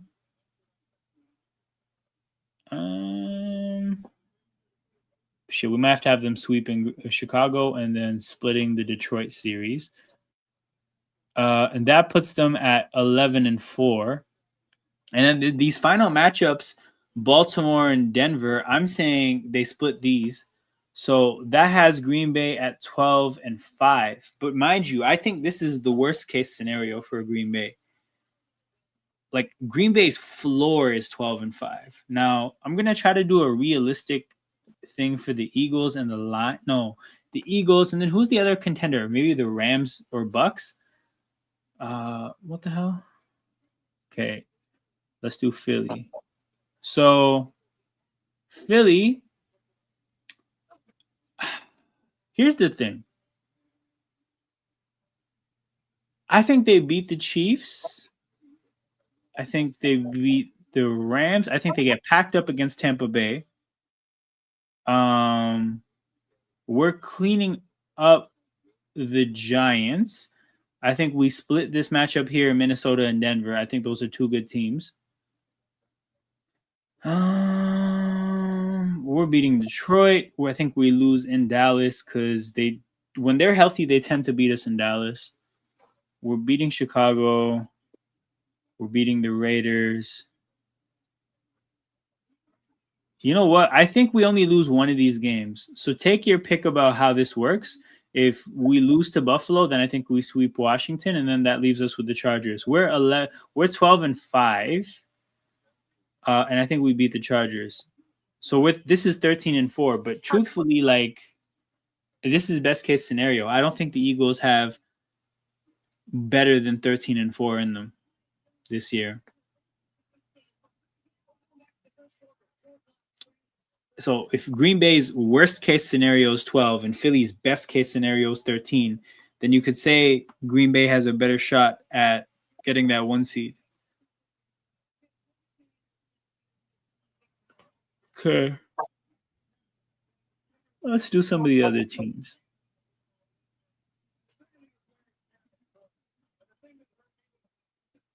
Where is Tampa Bay? Okay, Tampa against Houston. I think they're losing to Houston. I think they're beating the Jets. They beat Philly. I think they beat Seattle. Jeez. And then I think let's give Detroit the win against them. I think they beat the Saints. Bills get this win. Rams get this win. Bucks. Atlanta. Bucks. 12-5. Shit. Yeah, Tampa Bay has a good schedule. They can win a lot of games.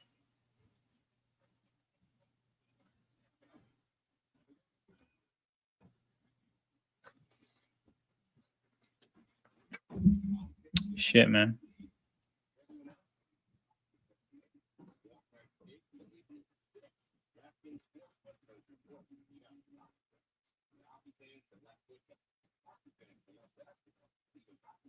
And then we had the Rams, I think, as the last team. So we got the Rams winning this game. They're winning this game. They're winning this game. We'll give Baltimore the win against them. They're winning this game. Winning this game. Do we have the Niners beating them? Sure. We'll give the Niners a win against them. I think they sweep Seattle. We'll give Arizona a win against them. I think they beat the Lions. They beat Seattle again. And then they probably beat the Falcons too. 13-4 for the Rams. Holy shit. Dude, the 4 seed is going to be good in the NFC this year. They're going to have a good record too. But more importantly, like I don't think this is the year of typical shitty NFC 4th seed. Like I think it's a horrible year to be a wild card team.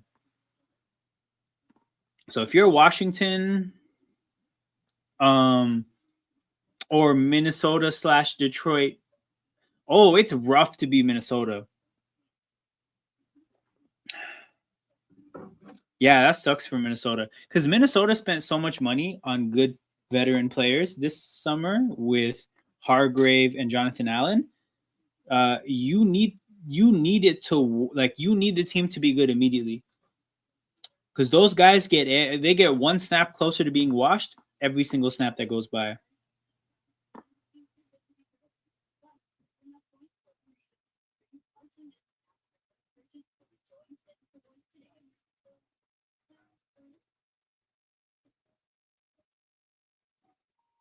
What question? But yeah, Dietrich Wise ruled out for the game.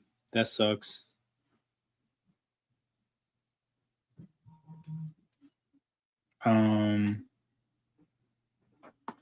Checking up on my fantasy matchups. I'm going up against Scary Terry. That's great. Glad this isn't going well for him.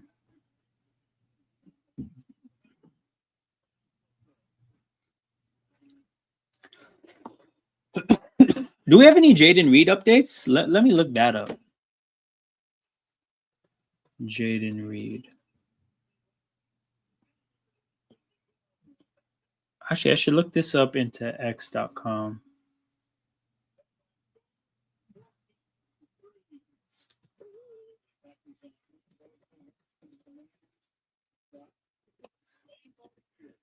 Jaden Reed went down hard on his shoulder, headed straight to the x-ray room. Jeez, man. Hopefully he didn't get the Xavier Worthy situation. It's been ruled out for the game. Damn.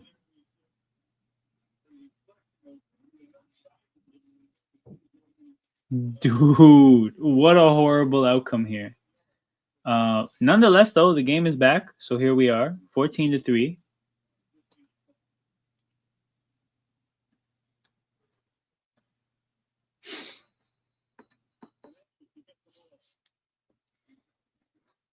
Commanders start the second half with the ball.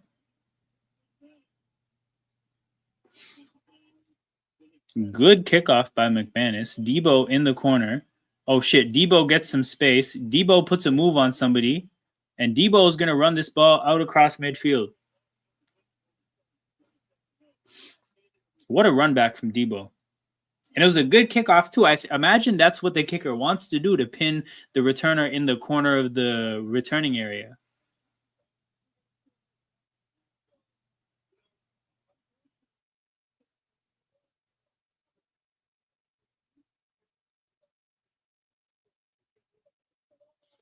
Yeah, this guy's saying he should have more points on the board as if it's not his fault. Specifically, you just take the field goal. You're better than Washington.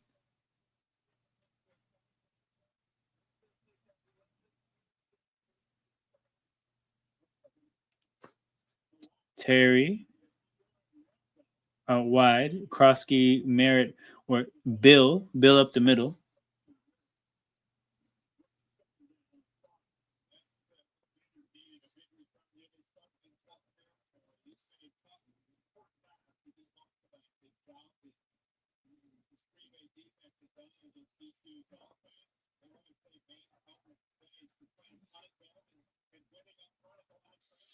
Second and 6.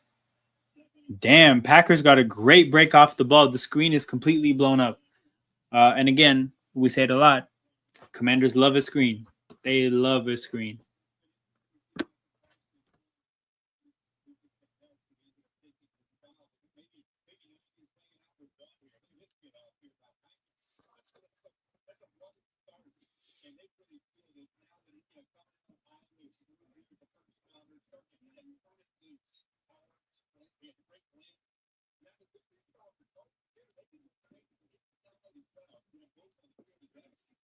All right, 3rd and 6.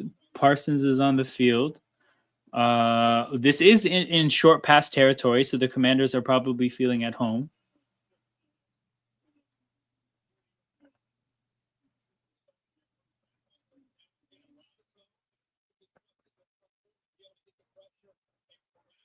They're 2 for 7 on 3rd down, and it said 6 yards was the average to go, and it's 3rd and 6. So even in short yardage situations, they're not doing the best.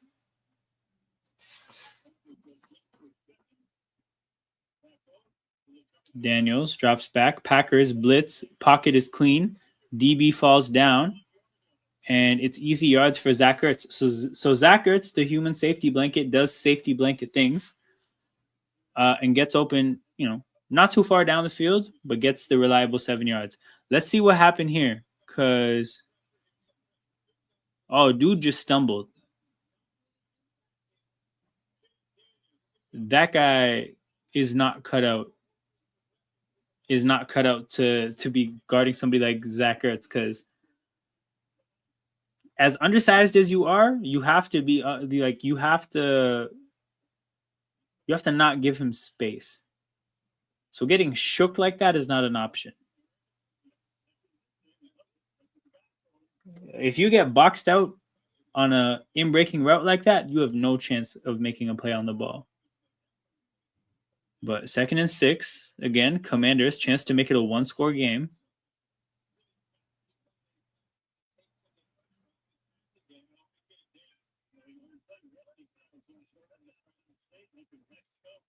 Debo in motion. Oh, it's set up nicely for this Debo check down. Debo on the flat. Only gets about 3 yards. The Packers did swarm there. Good play defensively from the Packers.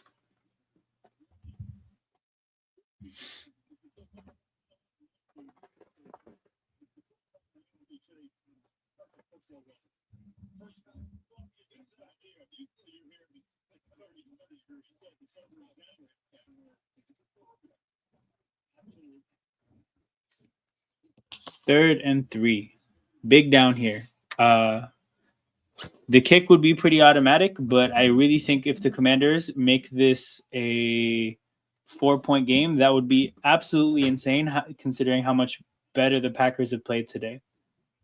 Parsons, easy break. Oh, there's going to be holding, and they get the sack. And they drive Daniels into the turf. You're not wrong, man. You're not wrong. In a game where the Packers are up 11, calling them to win, not a bad choice.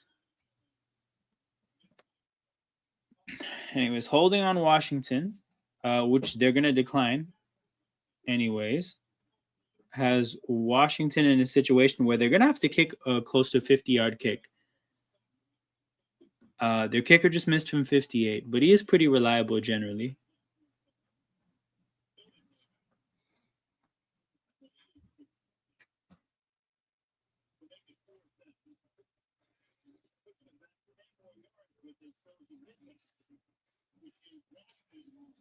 $52-yard kick from Matt Gay.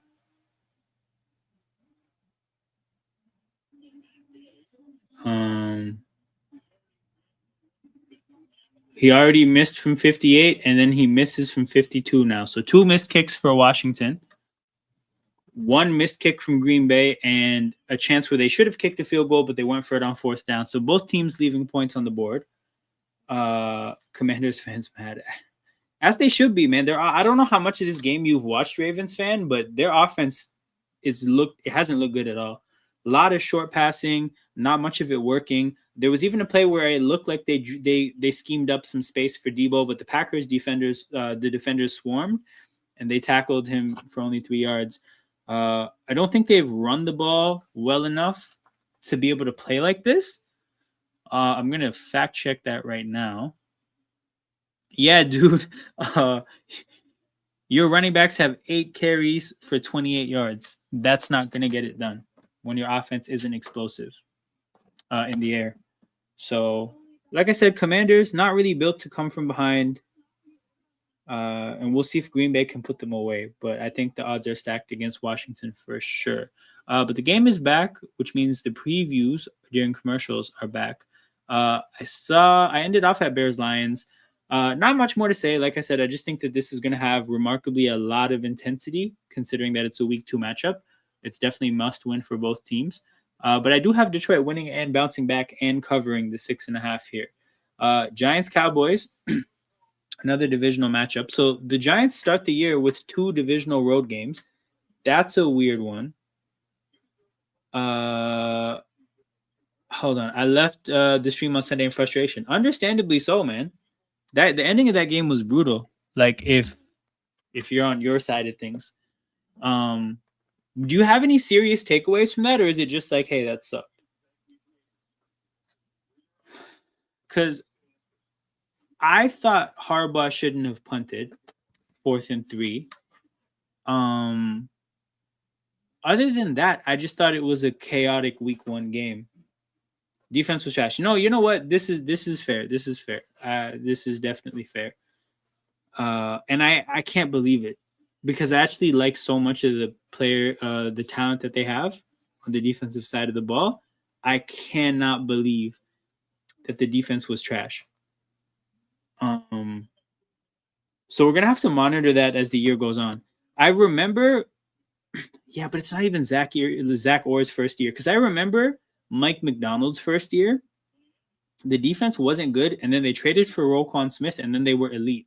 But really, I think the change that happened is Mike McDonald got his shit together. The thing is, that was his first year. I don't see the same happening for Zach Orr.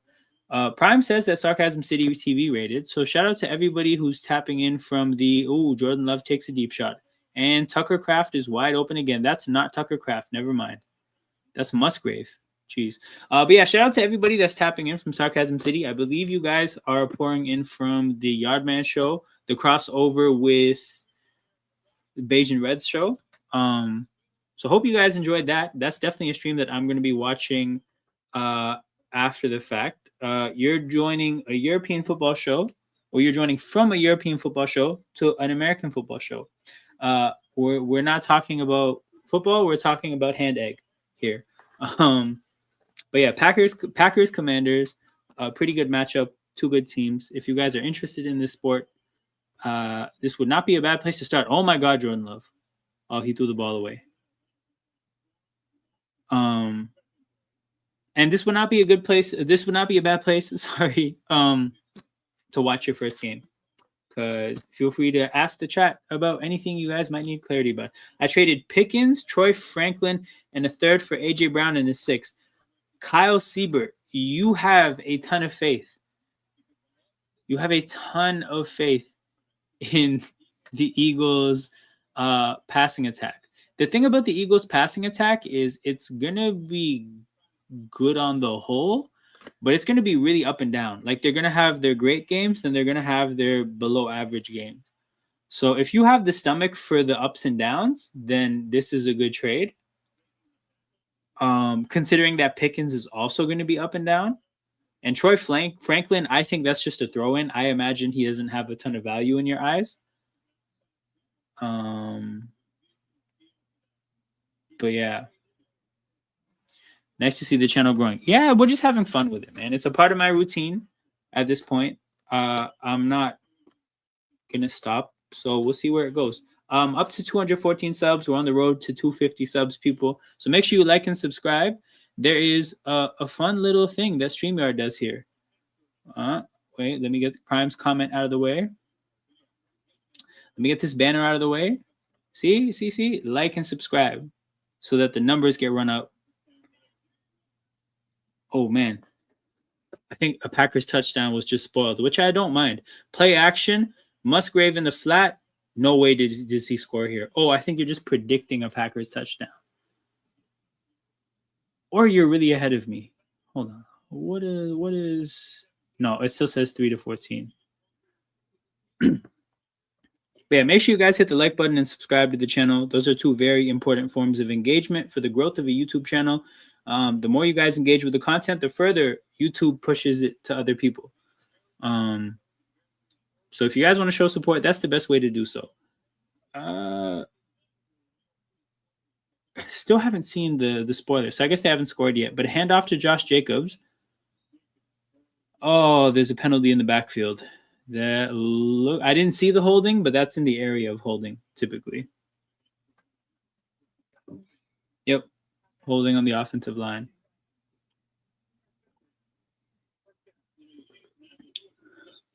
Yes, sir. What's going on, Flawless? Hey, Flawless, that last Chelsea United stream was great.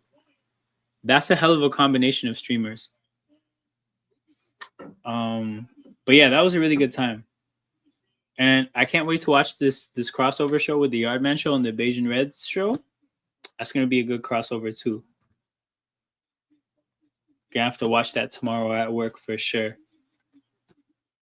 But yeah, I meant it about that Lakers panel, by the way. That's an amazing Lakers panel. Add Fats to that. Oh my goodness. Those playbacks will be legendary. Another penalty by Green Bay. These guys do not want to go down the football field. They're out here hustling backwards.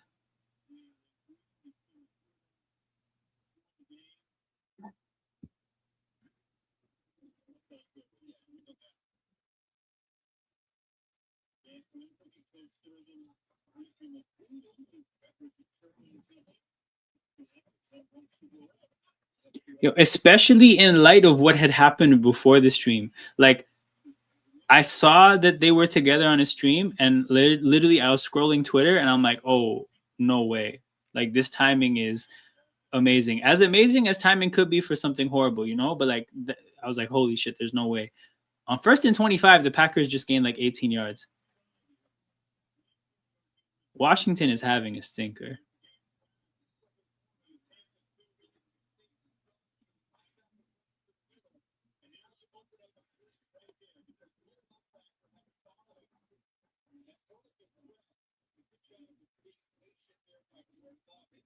What the hell?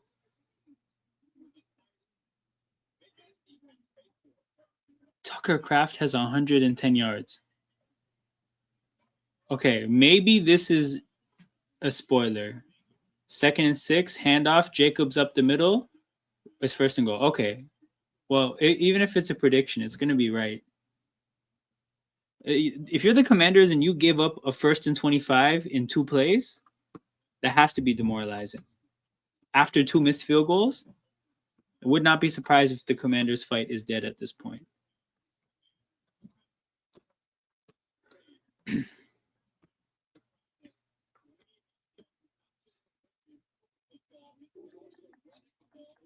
And if the Packers score a touchdown here, I'm going to be really curious to see what the Commanders do to open up the offense, because they're just so conservative otherwise.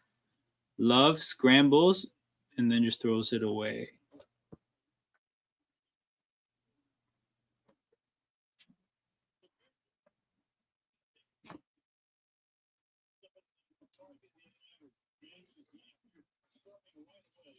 Is this box score updated? Commanders can't be good teams.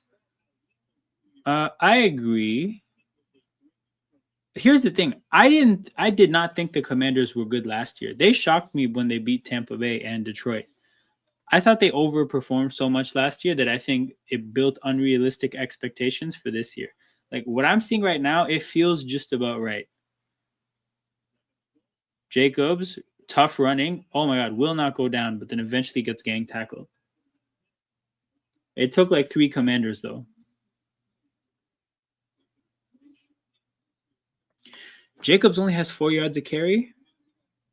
Look, they've had an okay day.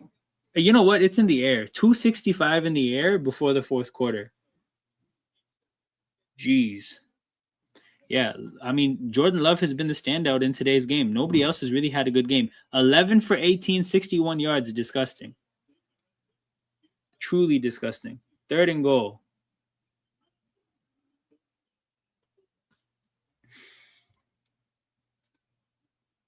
Pretty spread formation for 3rd and goal.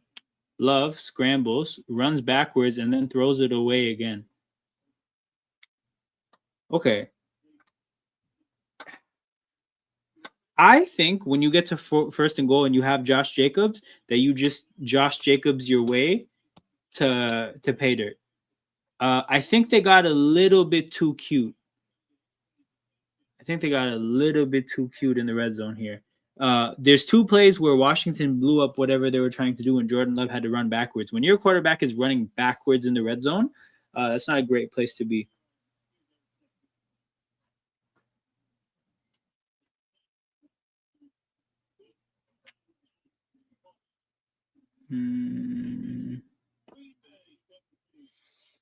All right. Back to game previews. So we are now looking at Cowboys Giants. So yeah, 2nd divisional road game in a row for the Giants. Both of these teams are 0-1. They both lost to division rivals on the road in week 1. So the two teams are parallel up to this point. The thing I really enjoy about this game is I think the Giants' defense is respectable, but I don't think their offense is good. And then I kind of think the flip is the case for Dallas. I do think Dallas is like they're going to have a pretty productive offense this year, but I think their defense is going to be the question mark because they lost Deron Bland for a couple weeks to injury. I thought their pass rush against their run defense against Philly, I think was good. I think their pass defense wasn't that great. But like the Cowboys defense, Giants offense, when that is happening, it's going to be two weak units going against each other. But I think when the Cowboys have the ball and it's Cowboys offense against Giants defense, I think there's actually going to be quite a bit of good football players on the field. So from that sense, like it's kind of a good match this game. I just think the Cowboys are better than the Giants, though.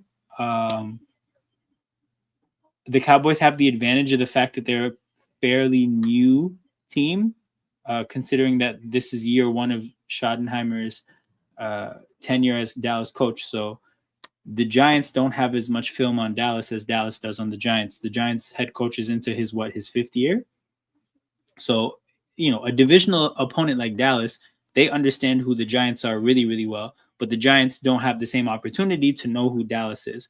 So I think in a pretty high stakes game like this, divisional game week 2, I think Dallas gets the job done. They cover the 5.5 points. And I think Dak is going to have to throw the ball quite a bit. What is your dream Olympic flag football team? I'm assuming here we are talking about USA because there's no such thing as a dream team for any other country, really. Okay. So give me Lamar or Kyler Murray at quarterback because I think flag football is about improvising and being a dual threat.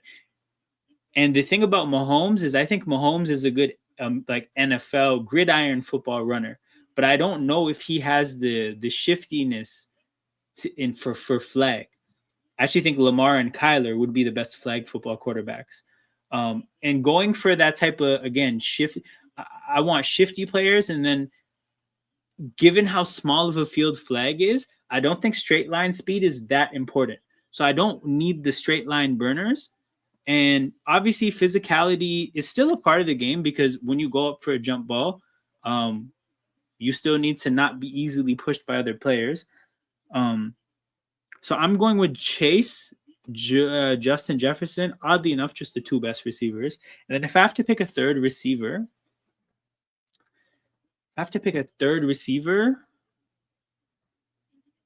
maybe somebody like Amon-Ra. At running back, again, I want a dual threat. So give me Gibbs. At this point, Gibbs, if I could get a prime Kamara, that would be ideal. But I think at this point, it's Gibbs. And yeah, that would be my team. Jaden drops back, pocket collapses. The throw is low to the tight end, but he catches it.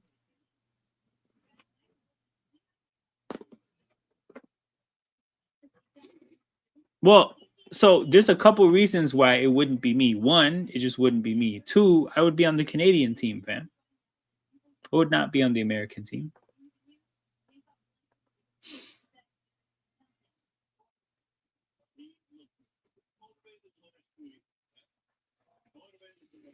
All right. 2nd and 3. 2 touchdown game. So I think Washington, having missed 2 field goals and being down 14 points, there's probably no chance to kick another field goal unless it's a really long 4th down. So you're probably going to see Washington going for it on 4th down this drive. So because of the way the game is going, if they fail to convert a 4th down, I think Green Bay has all the momentum at that point. So this is a pretty huge drive for Washington.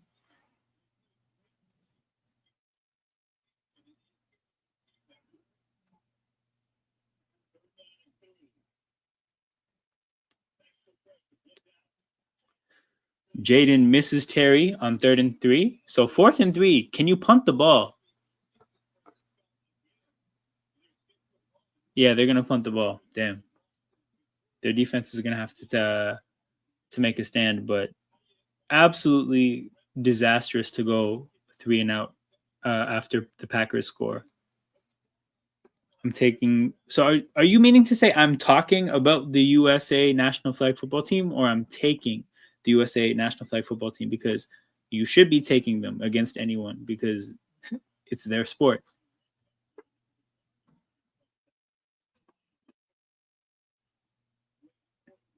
Yeah, you should be taking the USA team. It's literally the American, like it's an American sport.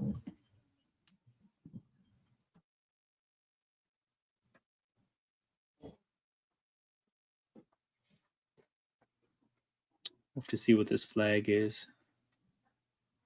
Which other countries could be good?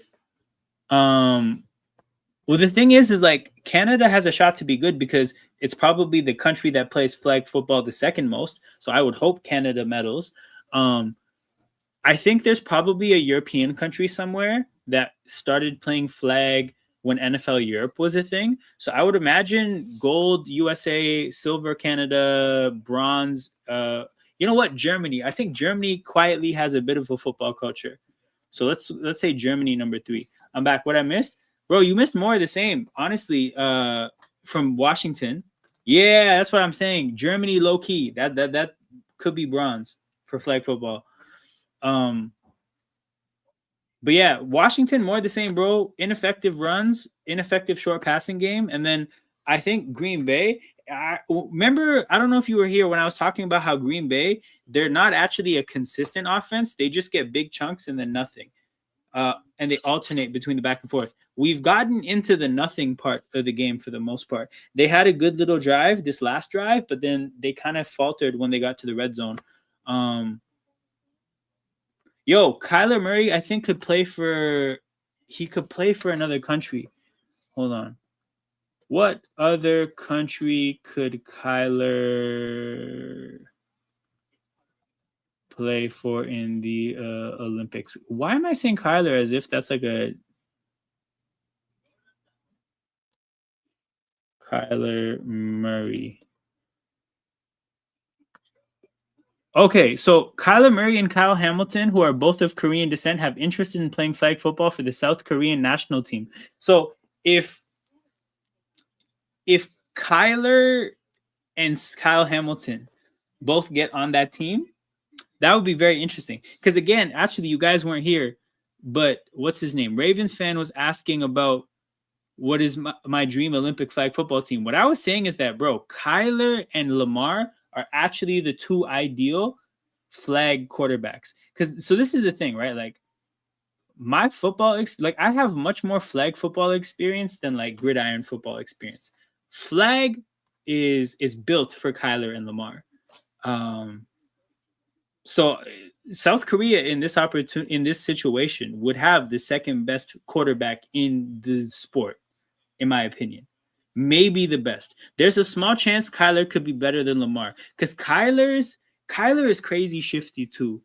Lamar is more dangerous in terms of straight line speed, but in terms of just shaking people, Kyler might be better. Again, in gridiron football, it's not close. Lamar is a way better runner. But in terms of being elusive, because the thing is too is that Kyler is short, so his flags are going to be lower. So you're going to have to reach a little bit lower to get his flag. That matters. Green Bay starts their drive out. So South Korea, low-key dark horses for a medal if they get Kyle Hamilton and Kyler. But hold on, there's another comment. I want any quarterbacks that aren't American. So Canada wouldn't have a quarterback, but they would have like Josh Palmer and John Mechie, which is like nothing in the grand scheme of things, but significantly better than the average other country when it comes to football. But yeah, I didn't know Jaden Daniels is like a quarter Japanese. Daniels will be good too in flag. Packers in third down quickly. as the offense is sputtering a little bit.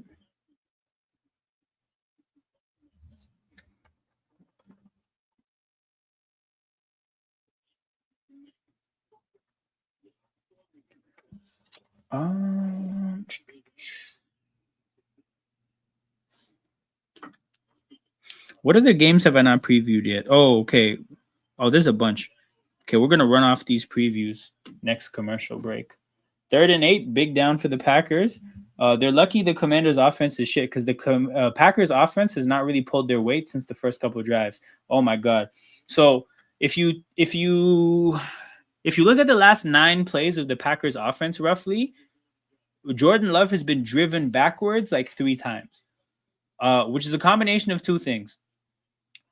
One, the Packers' offensive line failing, which we can blame on the injuries because they are missing 2 starters. But also, more importantly, them kind of having a feel for what Green Bay is looking to do down the field and dialing up the right coverage as well.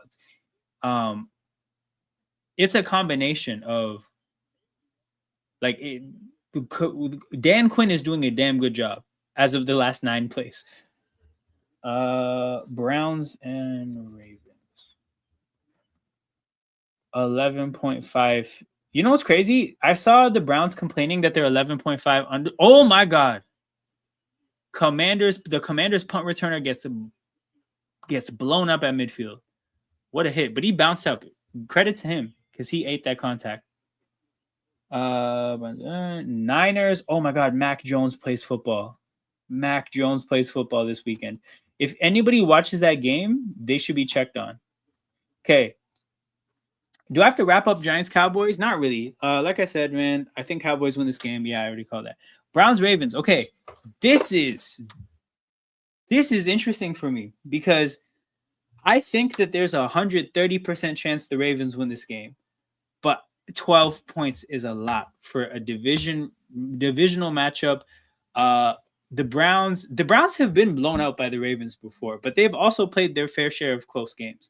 Like I remember but you know what? I remember when Dorian Thompson-Robinson played against the Ravens, and that was a bloodbath, but also it's Dorian Thompson-Robinson. Canada is bad at flag football. Bro, everybody's bad at flag football. There's one good country in the world at this sport. But yeah, Browns at Ravens. You think about how the Browns played against the Bengals, and I do think the Ravens are a much better team than the Bengals. But these are divisional games. This is early season stuff. The only thing that has me second guessing picking the Browns to cover, and again, the Ravens are winning this game, but taking the Browns to cover the points is that the Ravens are probably just as angry as they could be in week 2. Whatever the cap is for a team feeling angry, I think the Ravens have probably hit that cap because of what happened last week. So if they get an opportunity to run it up on Cleveland, they will. I'm going to take Cleveland to cover. I don't know. 11.5 is a lot. Watch the IFAF. You watch IFAF? No way, bro. No way you watch it. Stop lying to the community, man. Man's acting like he watches IFAF. You're lying your ass off, okay? Somebody need to say it. Man's trying to tell me that he watches IFAF. Excuse me, no pun intended, but what drug are you sniffing? I mean, you got to be kidding me.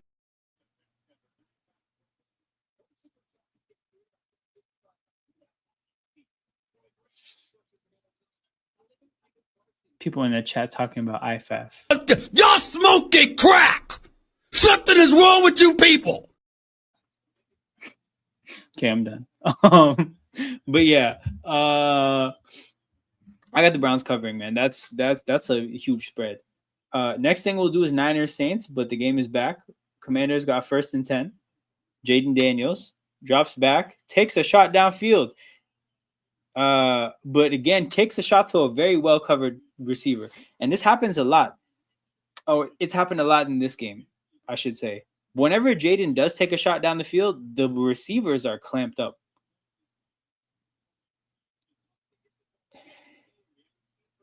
Damn, these Packers defenders have done a good job. I got to give them that. Like in terms of playing coverage. And I don't even know the Packers as a great coverage team.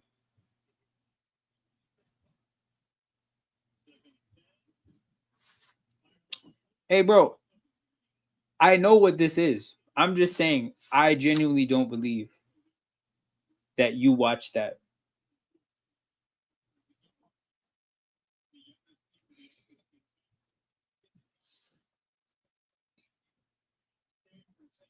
Third and 1, big down for Washington. Hilariously, somehow still in the game. And Austin Eckler, honestly, I think he probably got like a few inches from getting this first down, but he should have been stuffed behind the line of scrimmage. Hell of an effort from Austin Eckler.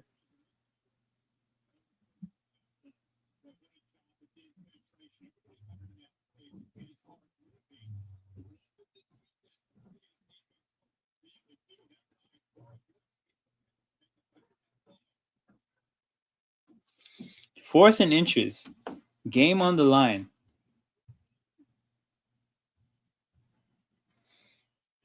Oh, another hell of an effort from Eckler. I'm assuming that's Eckler. I didn't really see his jersey number.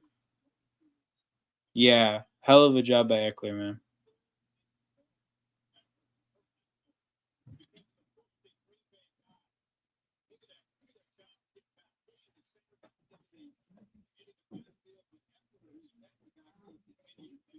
First and 10. Oh, pass rush gets to Jaden.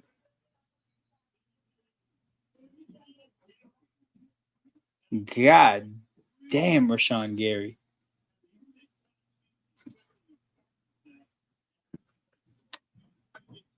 Jeez, Green Bay. Again, main takeaway is that I don't feel so bad about Detroit anymore. I'll let them live a little bit.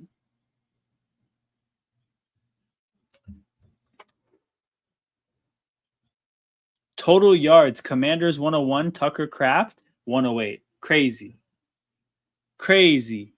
Jaden takes about what, 10 yards in the middle of the field. Quay Walker's trying to argue that Zach Ertz dropped it, but they're saying it's a completion.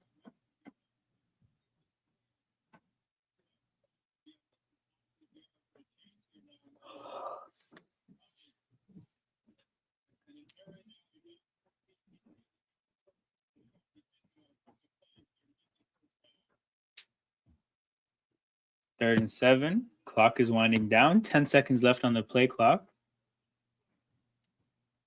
Where's Micah? That's the first place my eyes go during these big downs. Josh Connerly one-on-one with Micah. Josh Connerly holds his own. And again, Jaden Daniels takes a deep shot to a covered receiver. There are no chance that any of these deep balls pay off. 4th and 8, Commanders have to go for it. But like, there's no plan B to these plays. It's basically take this deep shot or scramble. And he's taking the deep shots. And there's no chance of these being completed. Like, at least Terry has a chance of making a contested catch, but Noah Brown wasn't going to come up with that catch on the right sideline. And these passes to Terry, they haven't even been in bounds. 4th and 7. You have to imagine that the fourth quarter is going to be garbage time if they don't get these 7 yards. Packers show pressure, but then back off. He throws it to Zach Ertz. There is a flag on the play. This might be a push-off. It looks like it could be a push-off in terms of what the referee was looking at and the outcome of the play. If that's a push-off, 4th and 17, you may as well punt at this point. Oh, so hold on. He held and he still got beat like that? That's disgraceful. That is disgraceful.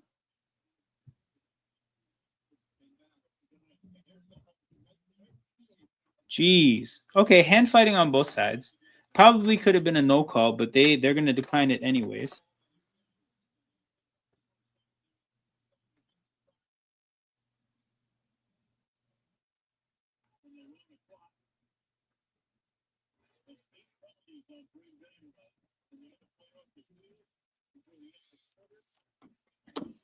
Jaden running gets pursued out of bounds. And the pursuit gives him nowhere to run.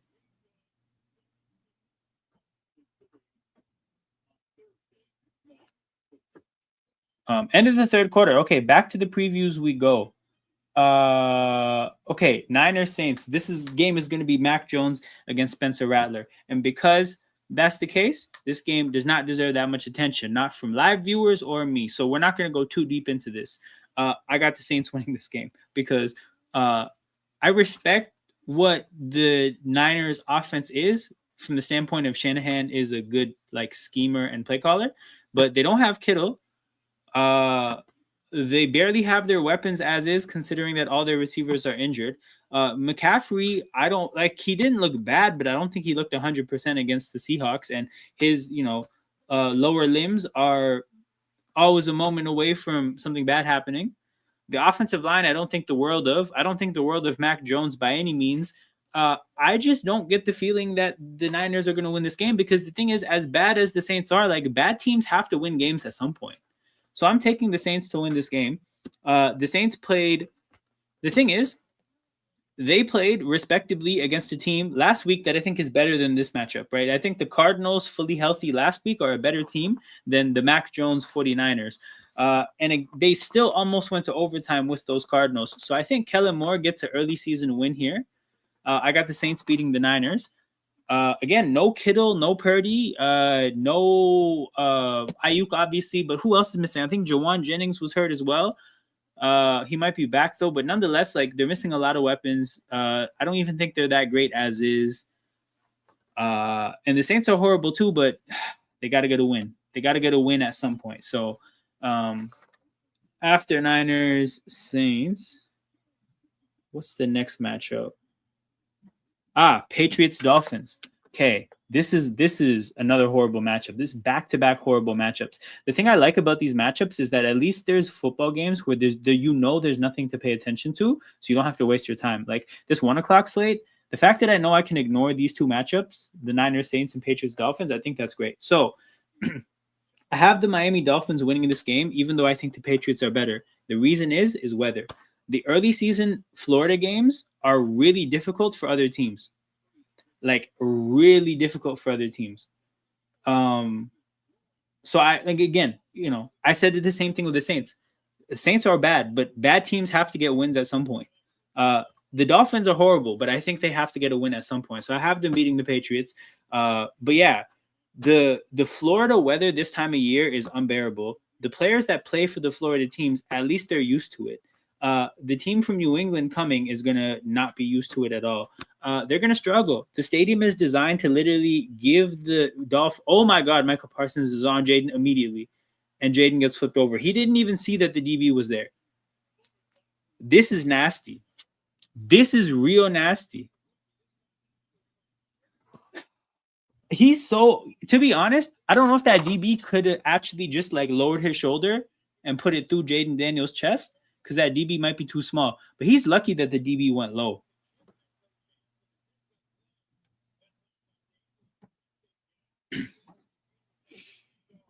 Jaguars Bengals this week.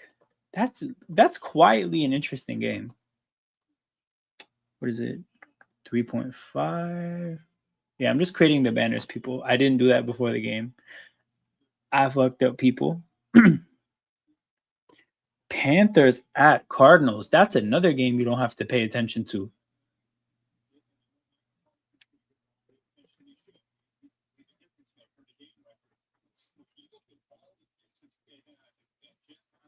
Broncos at Colts. Oh, my prediction for that is going to be based entirely off something unserious. 1.5.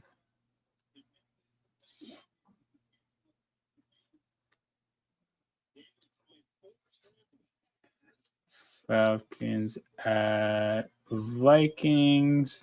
That one's going to be interesting. 3.5. 2 second-year quarterbacks against each other. McCarthy against Penix. 3rd and 9. Washington. They have 2 tries to get it here, so they don't have to go for the 9 yards all at once. The pressure gets to Jaden pretty quickly, and then Terry gets the 10 yards.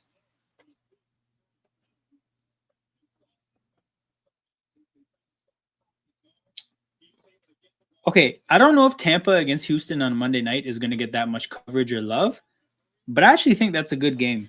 It's a good matchup. Chargers, Raiders, that's probably going to suck. No, you know what? That's Harbaugh against Carroll. Never mind. Monday Night Football is good.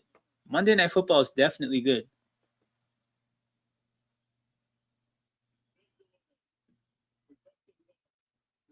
Okay. Gets the ball to Ertz. Ertz puts a move on somebody and gets into the end zone. People, we have a one-score game somehow. After all of the bullshit that the Commanders have done in the game so far, they are somehow only going to be down one score. They took 11 plays and 4.5 minutes to get 50 yards. It is a struggle against this defense.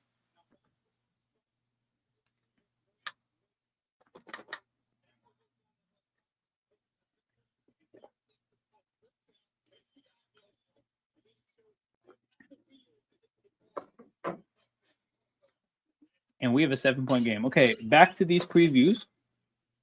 Patriots and Dolphins. So again, I think the weather is going to be the thing here. I don't think either of these teams are good. I do think the Patriots are a bit better, but I think the Dolphins are a mess, and it's going to stay bad all year.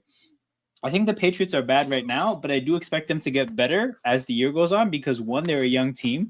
Two, they're at the beginning of a cycle with this coach. So Vrabel is only going to get his way of football going more and more as the year goes on. Like, I think the Patriots maybe beat the shit out of Miami in New England at some point later in the year.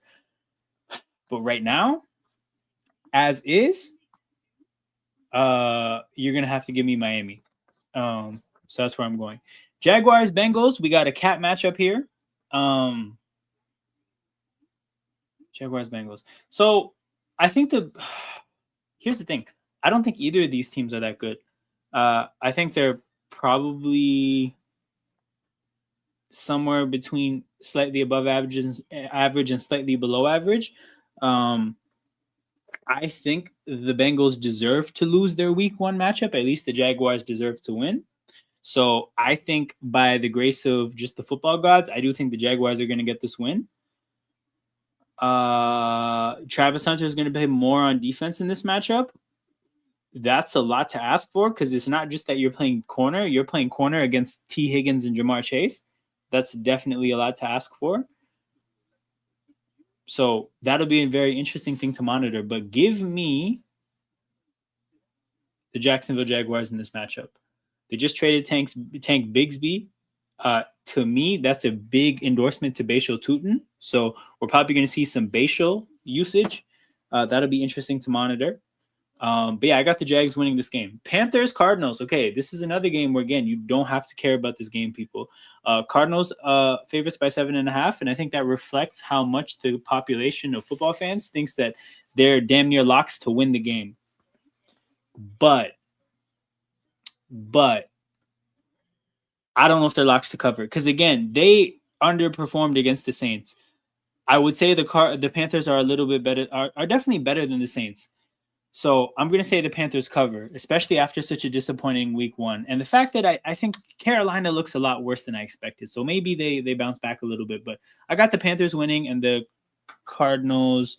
Sorry, I got the Cardinals winning, but the Panthers covering. Big thing that I want to see is just like, I don't think the Panthers have many answers defensively. Can the Cardinals finally get their offense going the way it could? Like, they have respectable weapons with Maserati Marv, Trey McBride, a functional running game. I want to see them just score a lot of points for once. You know, you don't see that often. So that's what I'll be watching. The game is back, but the next game we'll be looking at is Broncos-Colts.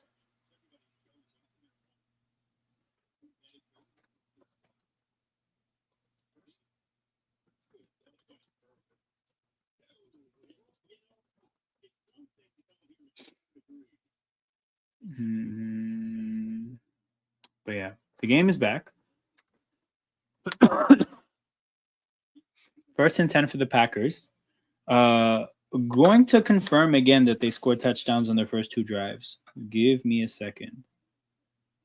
Not their first 2 drives. I think their second and third drives.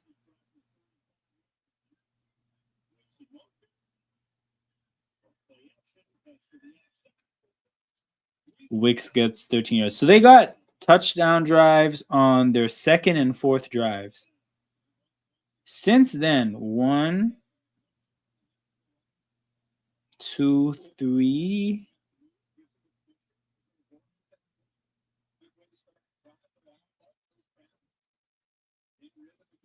2, 3. I mean, I guess basically 3 drives in a row where the Packers offense hasn't looked good, which feels less than what I felt like. It felt like there was more than 3 drives, but 3 drives in a row, they haven't looked good. Let's see what the Packers can do. They need some momentum. Love, oh my goodness. Pick it up, pick it up. Pressure was there. He dumped it to Tucker Kraft. It may have been a backwards pass, and then he dropped it. So that's bad. Is this roughing the passer? No way. Holding on the defense? I want to see if this impacted the play. Because, Lattimore, I doubt he was there in the flat or anywhere near a screener. Well, not a screener, but somebody running a screen. Yeah, this looks on the other side of the field. Oh, this is rough because, like, the pass rusher took away the possibility for that ball being thrown anyways. So Marshawn Lattimore just taking horrible penalties at this point.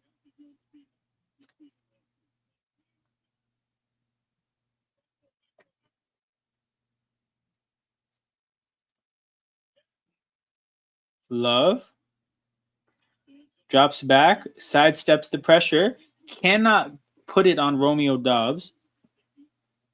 It was close. You could tell he probably hits that throw if he has a clean pocket, but this Packers backup offensive line really starting to become a fixture in this game at this point. Green Bay's offense, first 4 drives did not look like a team that was playing with 2 backup offensive linemen, but it's more so looked like that down the stretch.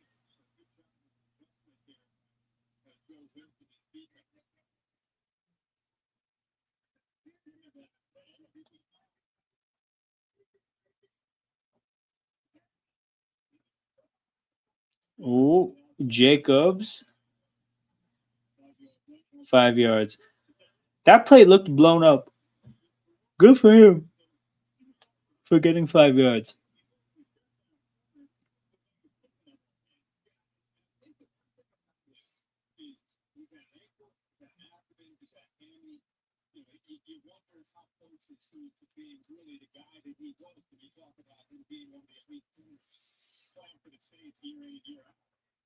All right, let's see what they do on 2nd and 5. No, it's 3rd. Never mind. 3rd and 6. Again, this is not field goal range. They cannot be going for it on 4th down. Commanders bring the house. Love has no options. Love, again, driven backwards. Finds a way to get it to Tucker Kraft, but there is a flag on the play. And this could be offensive pass interference. Oh, it's another defensive hold. This is another instance where the defender holds and gets beat. You guys need to hold better. You guys have to get more bang for your buck if you're going to hold. If you're going to put yourself in a position like that, at least wipe the guy out of the play. Jeez. All these flags look like OPIs, but they're not.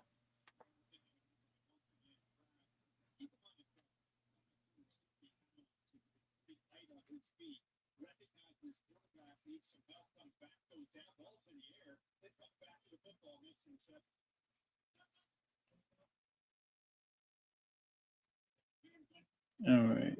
Ooh. Run play gets blown up again, man. What? Again, Packers offensive line. It's looking bad. If they only get a field goal out of this, I think they'll still be fine because of their defense. But like, if they get a field goal out of this and Washington gets a touchdown, oh boy, watch out at that point.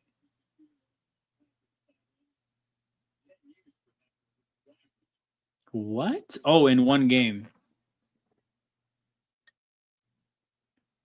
He could still get 30 yards today. Tucker Kraft, man. What a day.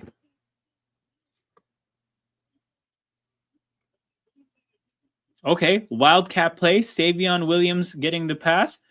Fakes the toss to Love. Goes left, has a ton of space. Oh my God, then he slips.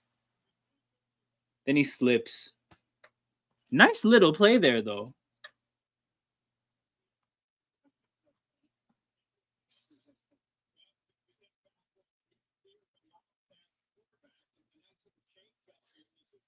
I like that fake toss to the quarterback because the defense would have to respect something like that.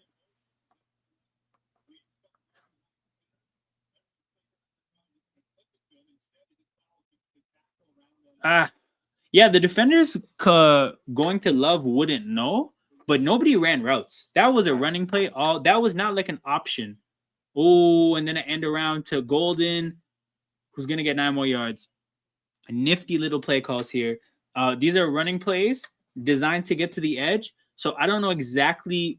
I don't know enough to know what about the Washington defense is making them do this, but a pronounced effort to rush while taking advantage of the width of the field, making Washington fly from sideline to sideline.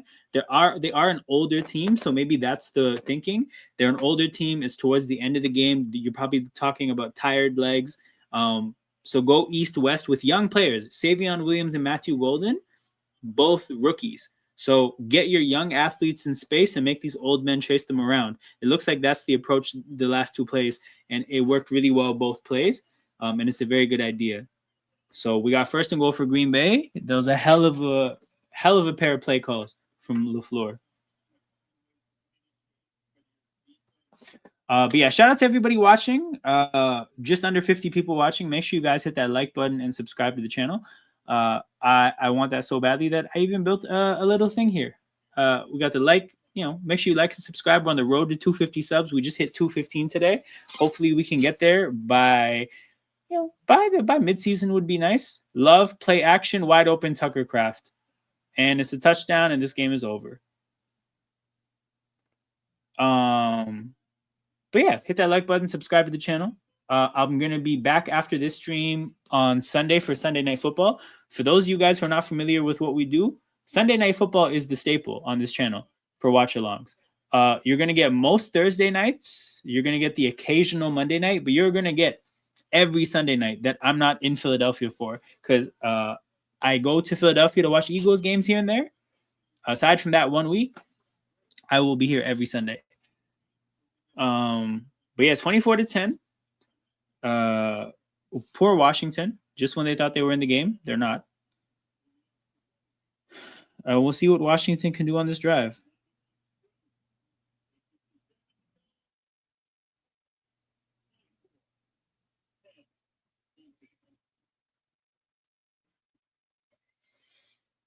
Okay, we got more previews to do. Where are we at?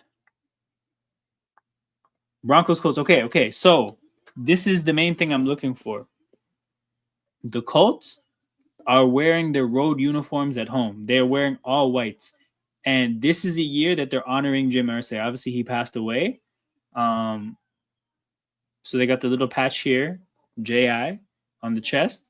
I think they had a guitar that said "Do It for Jim" in the locker room before the game. So you know the vibes in Indy. So I'm thinking about it this way, right? They're wearing their pure whites. They're all whites in a Jim Irsay game. Gotta go Colts. Like we got pure white uniforms at home with the Irsay badge. You gotta go Colts. But to actually introduce some football into this take, I don't think the Broncos offense looked good last week. I don't think Bo Nix looked good last week. I think the Broncos rushing attack looked like it showed promise. But the Colts front looked good against a horrible Miami team. So you know what? That doesn't even count. But the point is that there's a chance Denver's offense isn't going to be good. Denver's defense looked very good. But in a low-scoring game, anything could happen. And truthfully, Daniel Jones wins random games sometimes. So give me the Colts here. I don't feel great about this one, but I'm just telling you, man. Indy's in those all whites, those pure whites. They're going to get this win for Irsay. Next game, Eagles-Chiefs. So this is the Super Bowl rematch. This is the game of two teams that competed last in a game that resulted in these beautiful rings being created. What a beautiful sight. But But yeah, they call it a rematch because the two logos are matched up against each other. It's not really a rematch because both teams are different teams. Both teams looked sloppy week one. The Chiefs need this game much more, but they kind of have the disadvantage of having had to take a 10-hour flight after the game and having one less day of rest. So it's really like 2 less days factoring the flight. I think the Eagles looked sloppy, but they had this thing of, not having Jalen Carter and integrating young players. So there's more reason to believe that the Eagles are going to be better than the Chiefs, in my opinion, because the Chiefs don't have a thing that's coming to help, right? If anything, they lost Worthy, but they lost Worthy, but they're not getting Worthy back next week or this week. It doesn't look like it. So it's tough, man. Like it's not going to look like the Super Bowl at all because these are literally two different teams. But when you talk about what the Eagles' issues look like, what the Eagles' issues were against Dallas, it was not having the corners to be able to deal with Pickens and CD. The thing about the Chiefs is that they don't really have the receivers to pose that same threat to Philadelphia. So the Phillies' corner issues might be kind of mitigated against this receiving core. I'm not really worried about Travis Kelce in the middle of the field against the athletes that we have in the middle of the field with Bond, Cooper DeJean, and Jahad Campbell. The offensive line of the Chiefs does not lead me to believe that they're going to be they're going to have an easy time running against the Eagles. I like the Eagles in this matchup for every reason until I get to the point where I realize that whatever Kansas City's best shot is, we're going to get it. Between the anger from the Super Bowl and the fact that they're 0-1, they don't want to go 0-2 because I think that would be the first time Andy Reid has gone 0-2, maybe in his career, but probably only in his Kansas City career. So they need this game way more than Philly does. And I do think that's a leveling factor to what the Eagles might have in terms of advantages on the field.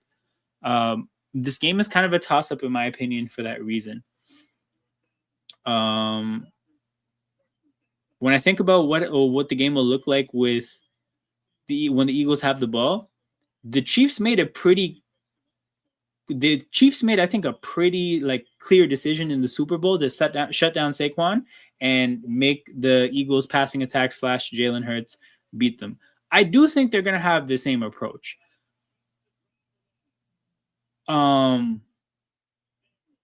But yeah, I think I saw Jalen Hurts look pretty good against that strategy last week. Jeez, 4 and out for the Commanders. Turnover on downs. Okay, we're just going to hang out in vibes the rest of the game, unless for some reason it becomes a 1-score game again. Big up, Joel. Am I doing Chiefs-Eagles? Nah, I'm just going to do Sunday Night Football and then talk about all the football during Sunday Night Football. Even last year when the Eagles would I'm gonna enjoy Chiefs-Eagles at home, and then I'll go live and talk about it for Sunday Night Football. Sunday Night Football is Vikings-Falcons, so it's not going to be it's not going to be an amazing game. So we're probably just going to, 1, recap the games, and 2, I think I'm going to do my first season prediction during that stream. So that's going to be more of a hangout than a watch-along. But yeah, big up, Joel. Good to see you, bro. Commander's getting a much-needed reality check. Can't compete with the big dogs. So during the last Sunday Night Football stream, what I talked about is that people assume the Giants' defense is good because of their names. There's a chance that they're just the same old Giants because that is not a particularly functional setup. So what we saw from Washington's offense last week, if you buy into the idea that the Giants are a good defense, then Washington had an okay offensive day. But if you kind of believe that the Giants defense might still not be all that, then truthfully, the Commanders had a bad day offensively last week. They're having another bad day offensively this week. Their scheme is not good because it's not complicated or difficult. They do a lot of the same stuff over and over again. Their talent is not extraordinary. This is the classic second-year situation where the league learned who you are. And now in year 2, you have to You have to come up with a new identity because what you did last year will not work again. Yo, this is an interesting angle, right? Because I wasn't even thinking about it from a cap standpoint. I was thinking about it from an age standpoint. Their roster is so old that one, their chances of playing their best football at the end of the year is pretty small because guys are going to be banged up and have tired legs and whatnot. But also, yeah, you can't really bank on much of this roster for sure being good again next year. Like these players are all on the brink of falling off. You talk about your Debos, your forget it. Like Lattimore is already cooked. Von Miller is already cooked. Wagner on the brink of being cooked. It could happen any game. Debo, it could happen any game. Scary Terry, we're getting there. It could happen not this year, but maybe next year or the year after. Like there's a lot of players that they can't bank on being good when it's time to pay Jaden. It's gonna get ugly. But from a cap standpoint, I'm not really familiar, but if they are, then that's more just added to it. Jordan Love takes a deep shot and misses Reed pretty badly. But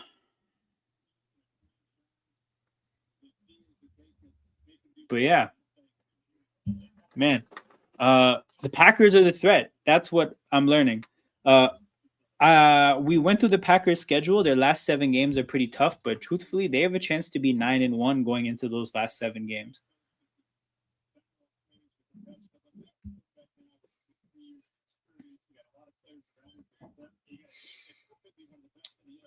Jacobs gets 3 yards.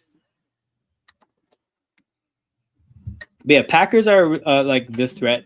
And then Tampa and the Rams are just like solid teams you got to respect. Aside, take those teams out of the equation, I think the rest of the NFC is food. But yeah, we'll see how the big thing about the Eagles is just like, did the young defensive players grow as the season goes on? Because that's what happened last year. And if that continues this year, then we'll be good by the end of the year, like really good again by the end of the year. But if not, then I could see the Packers being better. 3rd and 8. Oh, Washington brings the house. They force a check down, and it's incomplete. I think the Packers are going to punt.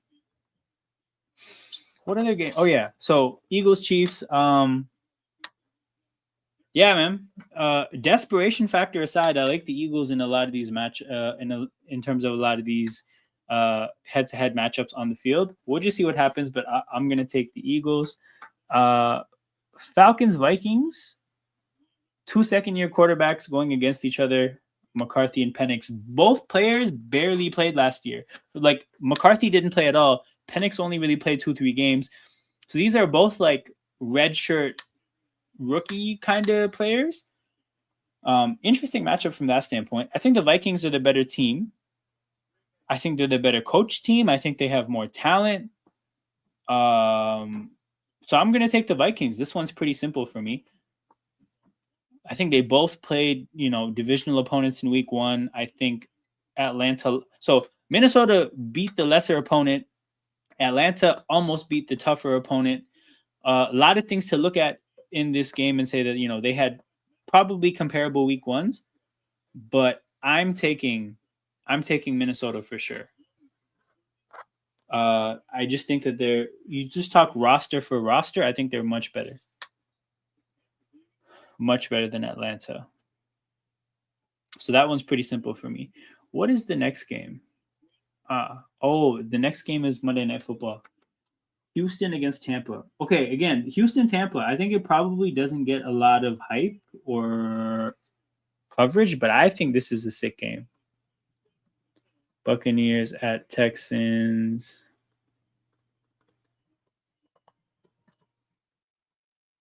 And the Bucs are home favorite. No, the Texans are home favorites by 2.5. Okay, so Texans offensive line looked horrible, and as a result, their passing and rushing attack did not look good last week. Their defense looked really good. The Buccaneers, on the other hand, I think they had their ups and downs on both sides of the ball. So kind of interesting here how I think with the Bucs, I don't think we saw much to base anything and base any real decisions off of. And the Texans, I think we saw everything. We saw everything that we thought about the Texans was confirmed in week 1. The offensive line is a disaster, and that's really holding a really good roster back.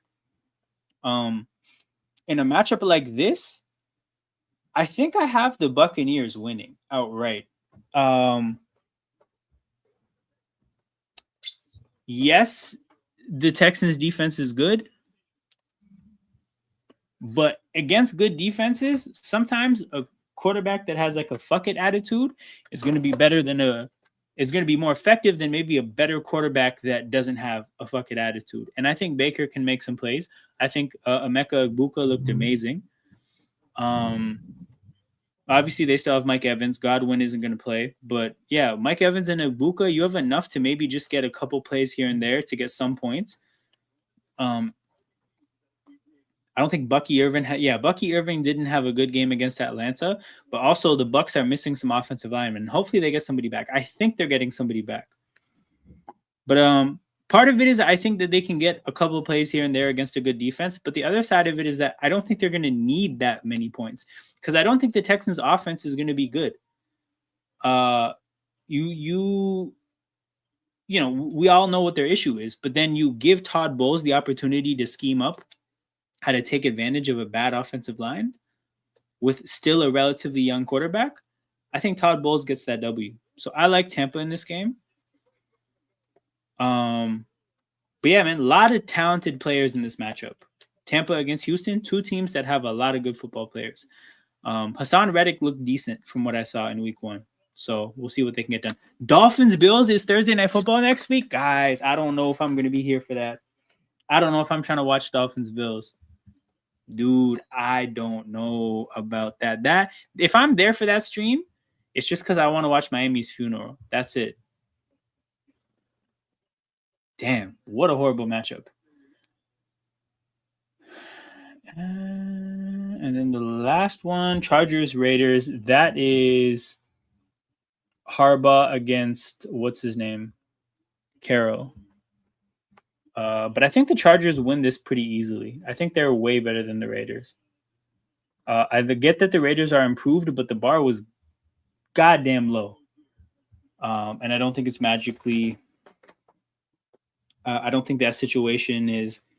It says much to say that they've gotten better. I think they played a pretty bad New England team, and I think they took advantage of it. Jaden drops back. Man, Zach Ertz making a killing in garbage time. Same as last year, I think. I think he did the same shit last year.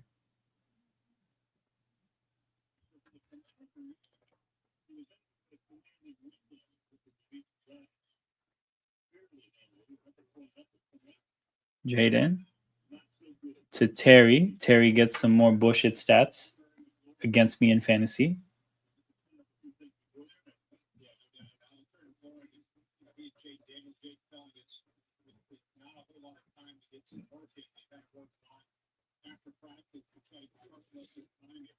Jaden finally throwing it deep a little bit, an incompletion to Lane.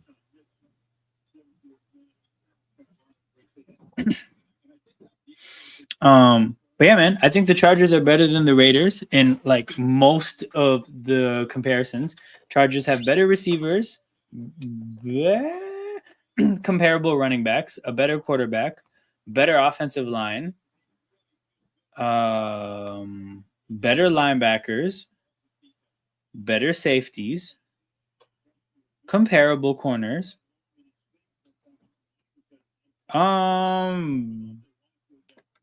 They don't have better edge rushers. Raiders have them beat at edge. But they have better defensive tackles, I'm sure. Yeah, they do because the Raiders traded for Thomas Booker. So yeah, Chargers just a better team. Again, the only leveling factor here is the fact that it's a rivalry on account of it being a divisional opponent and on account of the fact that these coaches have a rivalry. So the rivalry is the only thing that I think is in the Raiders' favor. But Debo gets the ball in some space. Yeah, I think the Chargers are much better, and I have them winning this game pretty easily. So those are the previews. The previews are done. I might fuck around and do a grid while this game ends. We have the last 5.5 minutes. Somebody's down. So we're going to run these grids. 10 plus receiving touchdowns in a season with that team. So Packers receivers, you want to go Rodgers era. You don't want to go Devontae or Jordy. So you could probably go Greg Jennings and make a killing, or Sterling Sharp. You know what? I'm just invested in whether Sterling Sharp is a good pick. 14%? Nah, not that great. 10 plus receiving touchdowns, played for the... Oh, who is this commander that's down? Is it Eckler?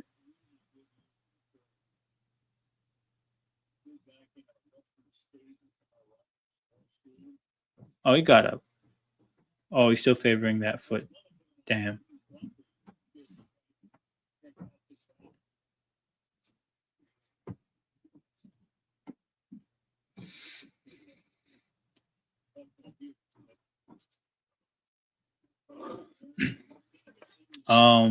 Detroit Lions, 10 plus touchdowns in a season. Who's that receiver that ended up came from the Bengals? What was his name? Marvin Austin? I don't think he would have got 10 though. But yeah, with this one, you want to go anybody but Calvin and Amon-Ra. Jeez, Jaden found a wide open Luke McCaffrey. I think the zone coverage just forgot about him, I guess.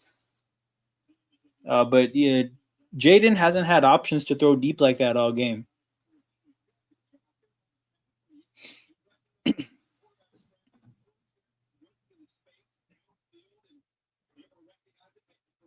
JD scrambling, gets ripped down for 1 yard after getting 1 yard. Yeah, this is not fun. Is Jaden limping? Shit, that was not worth it. Okay.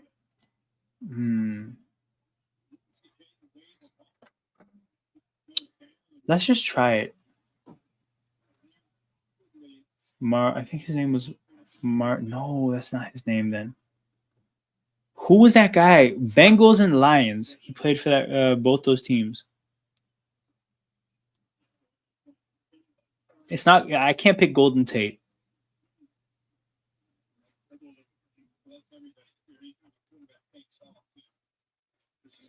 Okay, I'll skip these. Skip that matchup. Let me think about the Niners. Anquan Bolden. Shit.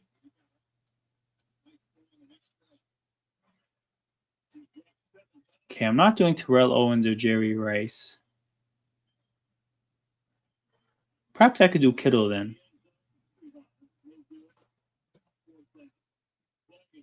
17? Shit. Okay, yeah, this grid is cooked. 10 plus receiving for this team. Tate, Golden Tate. No. Cheeky Laporta. 4. Okay, let's go. Okay, finally got a good one. 4 left. Greg Jennings. 8%. Okay. Lions, Vikings, Marcus Davenport. 0.5. Let's go. Okay. Vikings, Niners. I have a good one. I think Oliver, the corner. Josh Oliver. Damn it. There's a corner. No, Trey Waynes. Oh, there's another corner then. Shit. Okay, I should get this. Screw it. I'll do a real grid. Won't waste my time guessing. 5,000 yards rushing. 5,000 yards rushing in their career, and they played for these teams. Chris Johnson, CJ 2K. 7%. Okay. Yes, LaDainian Tomlinson. Also, though, Michael Vick. 5,000 played for the LaShawn McCoy.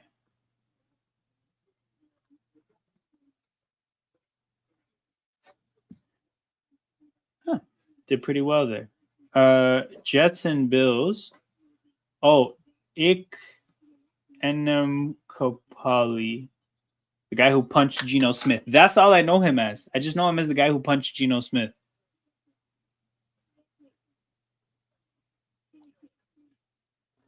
When Washington's still taking penalties.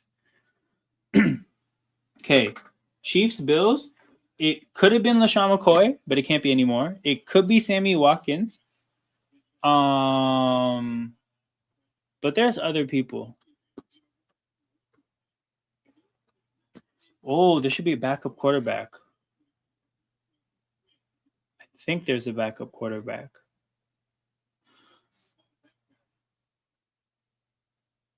Blaine Gabbert didn't play for the Bills, did he? Damn, Jaden, bro. Stop taking hits for nothing.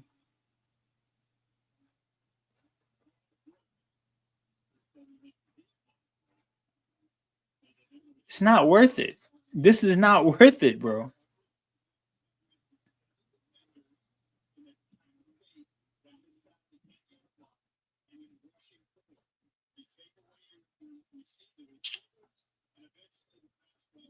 Texans and Cardinals. Okay, there's a bunch. Oh, David Johnson.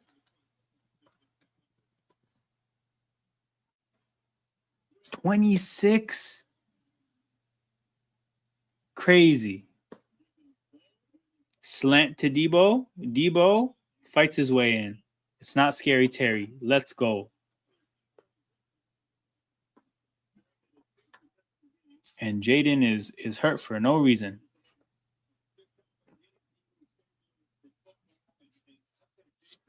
They're going for 2?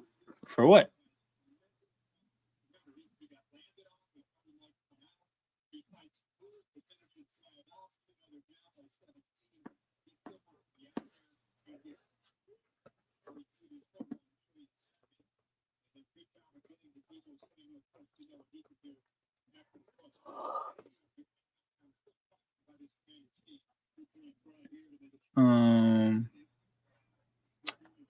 Texans and Jets. Texans and Jets. Who played for both those teams? All right, so in the 2-point conversion, they have McNichols in the backfield. Oh, there's again 2 options that were open in the middle of the field. One of them was Scary Terry, who I'm going up against in fantasy. Thankfully, he didn't catch that. Thankfully, McCaffrey did.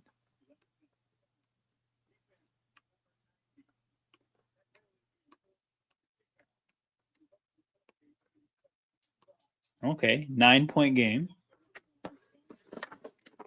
I'm assuming they're going to go for 2.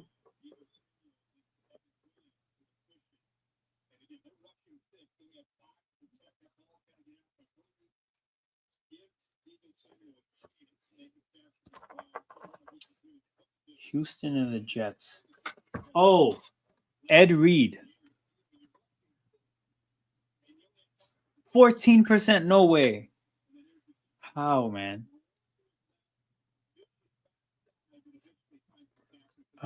Justin Reed. 12%. Chiefs and Bills, a player that played for both these teams.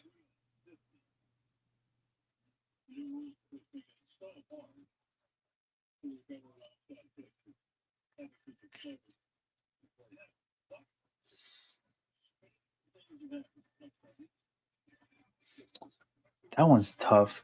For Cardinals, Bills, oh, Kevin Cobb. No, oh, he didn't touch the field for the Bills. Fuck. Damn it. Okay, let's just do Sammy Watkins then.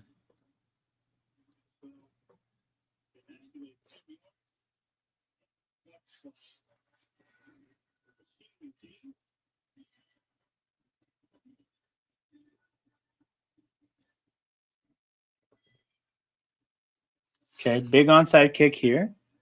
Commanders only have 1 timeout. So if the Packers recover this, they only need one first down to end the game to result in kneel downs. So I'm just gonna do grids until that happens. Oh, I love this category. Oh, undrafted, and we get Eagles. So I get to pull for the most random undrafted Eagle I can think of. This is sensational. This is absolutely great. Okay.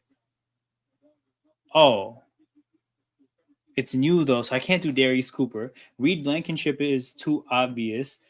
Who else? Oh, Eli Ricks.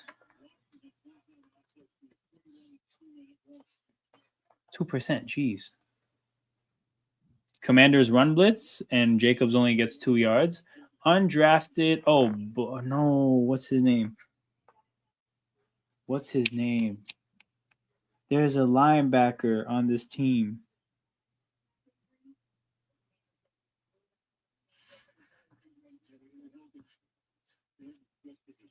Damn, Eckler. Damn it, phone. Saints undrafted though. Saints undrafted. Oh, Rashid Shaheed.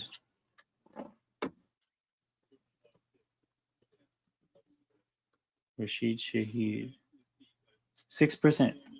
Honestly, I thought that would have been higher. Especially because he's a fantasy player. And like people know the fantasy players. Rams. Okay. Rams. Jeez, Jordan Love. Well, they're gonna punt the ball back to Washington. That's what I learned right now.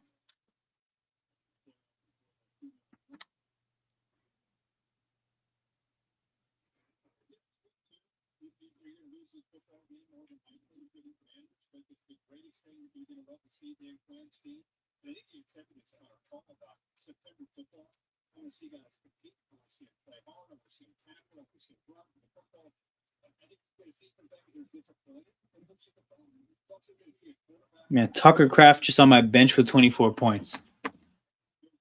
Nasty stuff.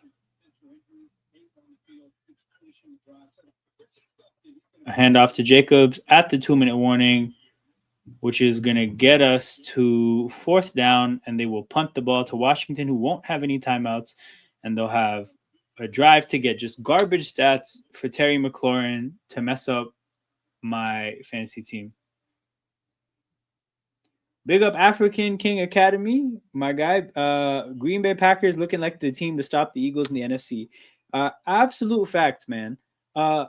So they looked better in week 1. They looked better than the Eagles in week 1, which doesn't tell the whole story. But you're right. Like, they've played sensational football for the most part. Michael Parsons is a game changer. Now, Michael Parsons is a game changer that the Eagles are very familiar with.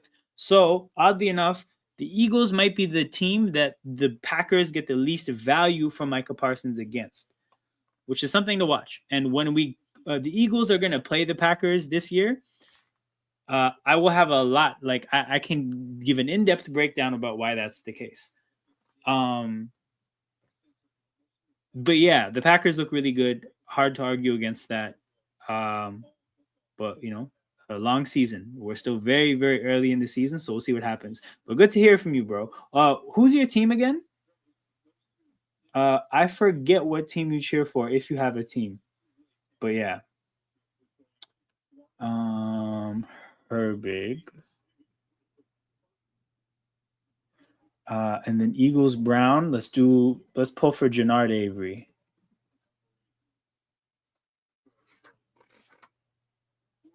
Oh, hell yeah. We got another Eagles fan. So I think that makes like 4 Eagles fans in the community. You got you, me, Joel, and there's somebody else. Why am I forgetting the other person? But yeah, we got hella Eagles fans here.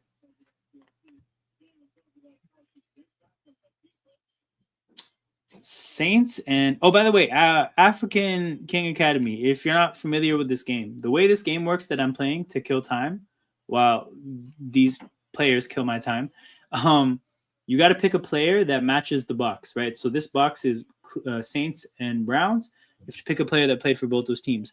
But the way the game works is that the goal is to come up with the most obscure players possible, right? So the lower the percentage, the better. So this 1% means that only 1% of people who play this game have guessed this player. And this is an Eagles category, so I can get these categories, these boxes pretty easily. Check down to Debo. My goodness, the amount of empty calories that this team is going to rack up. If you have any names here, Browns and Rams. Oh, hold on. For this, Mark Barron. Man, let's go. Jaden to Ertz. More empty calories. Okay, hold on. Cleveland against the Rams.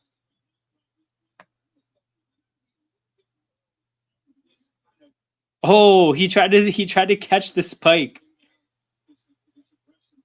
That's hilarious. Shout out to Jalen Carter for making that a thing. Damn. Okay, hold on. Browns and Saints. I know somebody.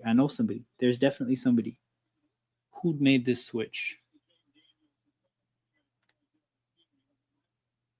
Dante Stallworth? No. Josh Cribbs? No. Browns and Saints. Jaden drops back. Oh, nice. Batted ball at the line of scrimmage, creating 3rd and 10.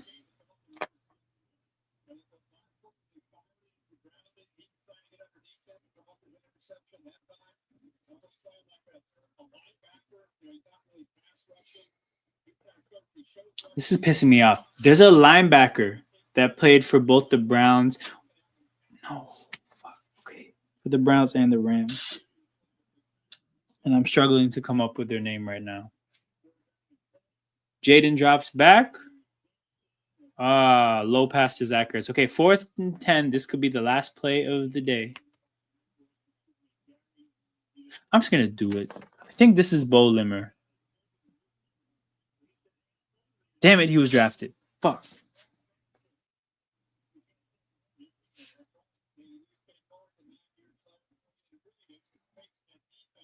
Saints and Steelers. Who played for both those teams? Not Cordero Patterson, who randomly has played for a lot of teams. Eli Apple, no. Micah gets free, gets another hit on Jaden, and that pass goes nowhere. And that is a turnover on downs. And this game is over, people. 27-18. The Packers win and cover the spread. Pretty solid game all around from the Packers. They did have their ups and downs. I think offensively they bogged down at some point. Defensively, you know what? Defensively, they had a great day. Offensively, they were up and down. But man, encouraging start from the Packers. They're going to win a lot of games at the beginning of the year. But those last 7 games, that's when we're really going to see what they're made of. Sick game, but would be better if it was with Premier League teams. Then I would have a chance. Bro, there actually is one for football as a whole. So this thing is called Immaculate Grids. So you can just look up. I think this is, let me see the URL, Immaculate Footy. But yeah, a mixture of things. So you got Tottenham, and then you have nationalities. But I actually give this to Flawless, and I'll see what he thinks about it. Next time he's on my stream, I'll show him this. But yeah, this game is over. The kneel downs are happening. Shout out to everybody in here. There's still 38 people tapped in. Make sure you guys hit that like button and subscribe to the channel. I'll see you guys on Sunday night for Falcons and Saints, where we're going to recap all the football that happened on Sunday. And we're probably going to do our first season predictor as a community. So that's what's going to happen. Like I said, on your way out, make sure you hit that like button and subscribe to the channel. Very important forms of engagement for the growth of anything on the internet or YouTube. But yeah, like I said, make sure you do these 2 things because we are on the road to 250 subs. And yeah, I'll see you guys on Sunday. Until then, take care and... Y'all take it easy. I'm out. Y'all take it easy.